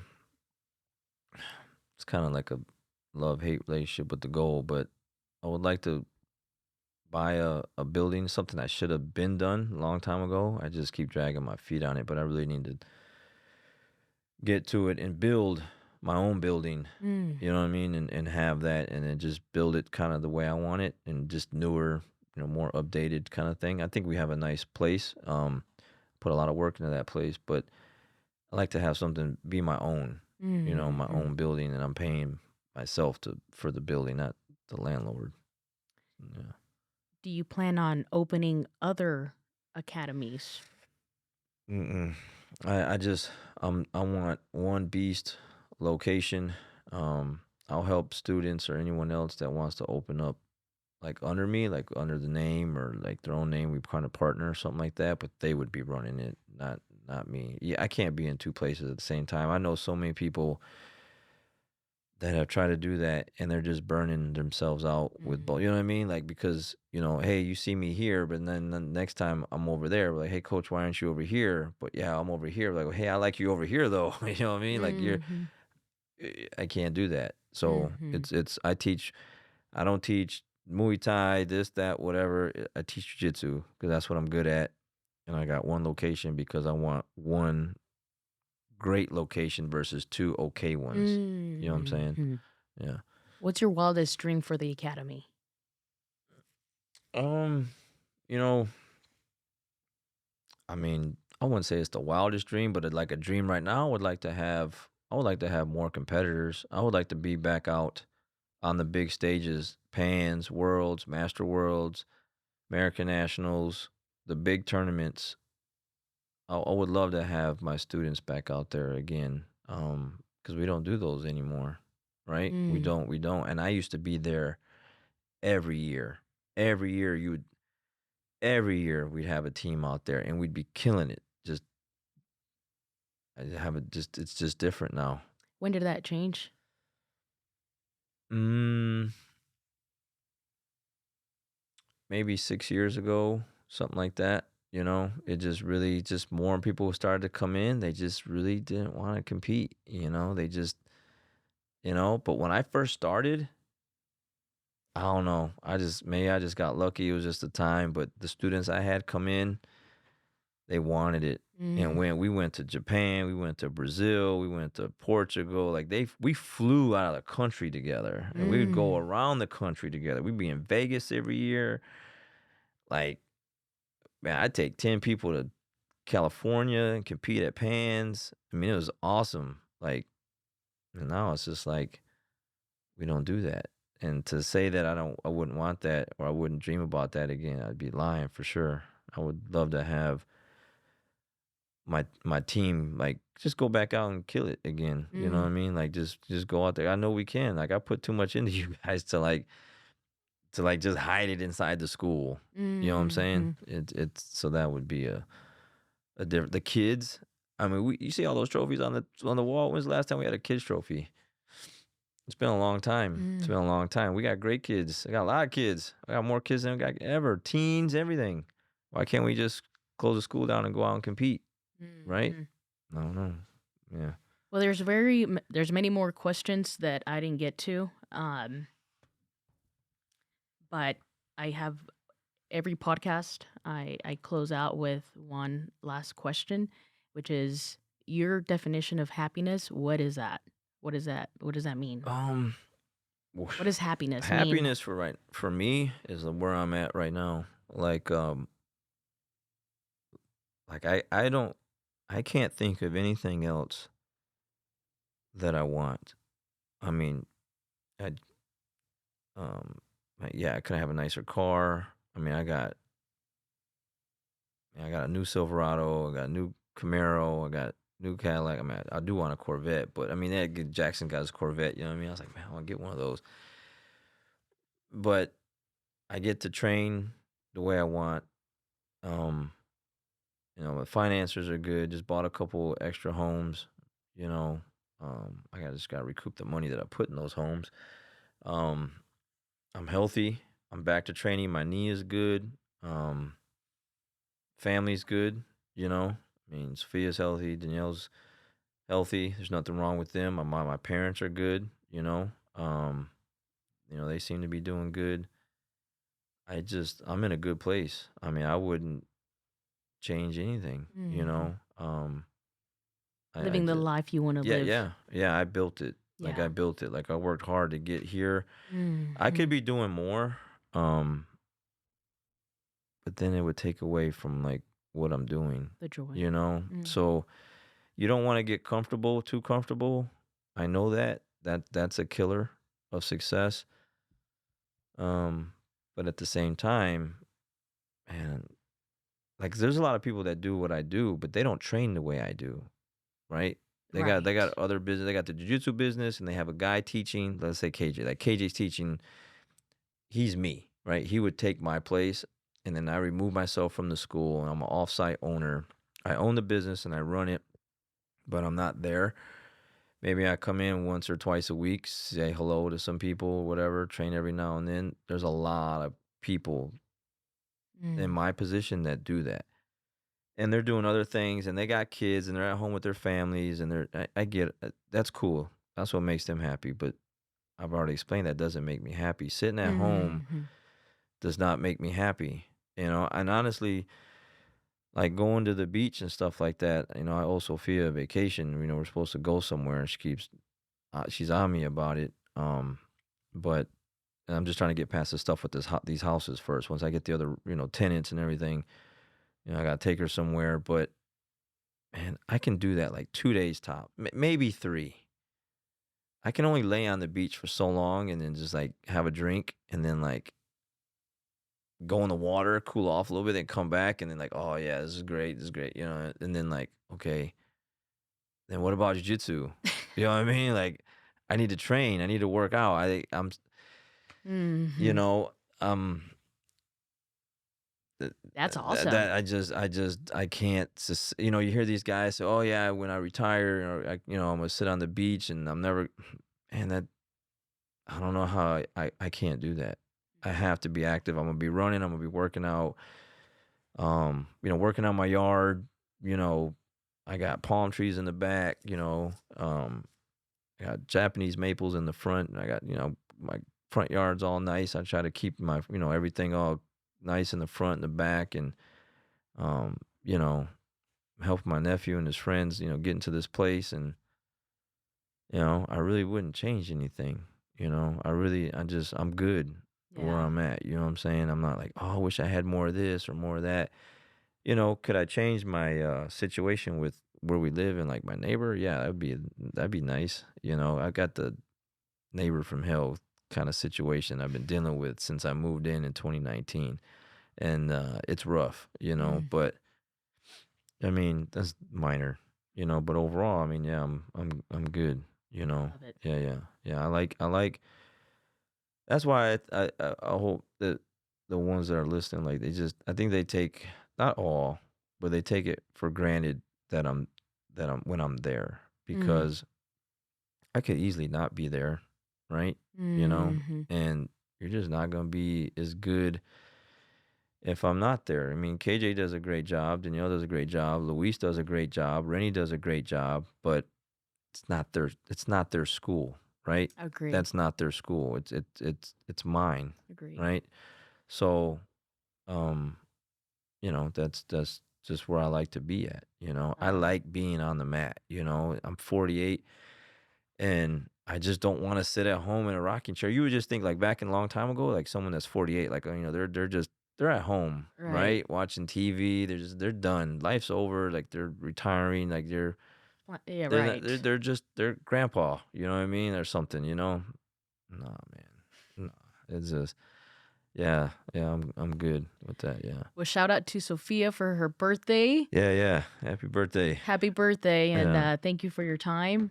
And it was great. Thank Yeah. you. All right. Thank you.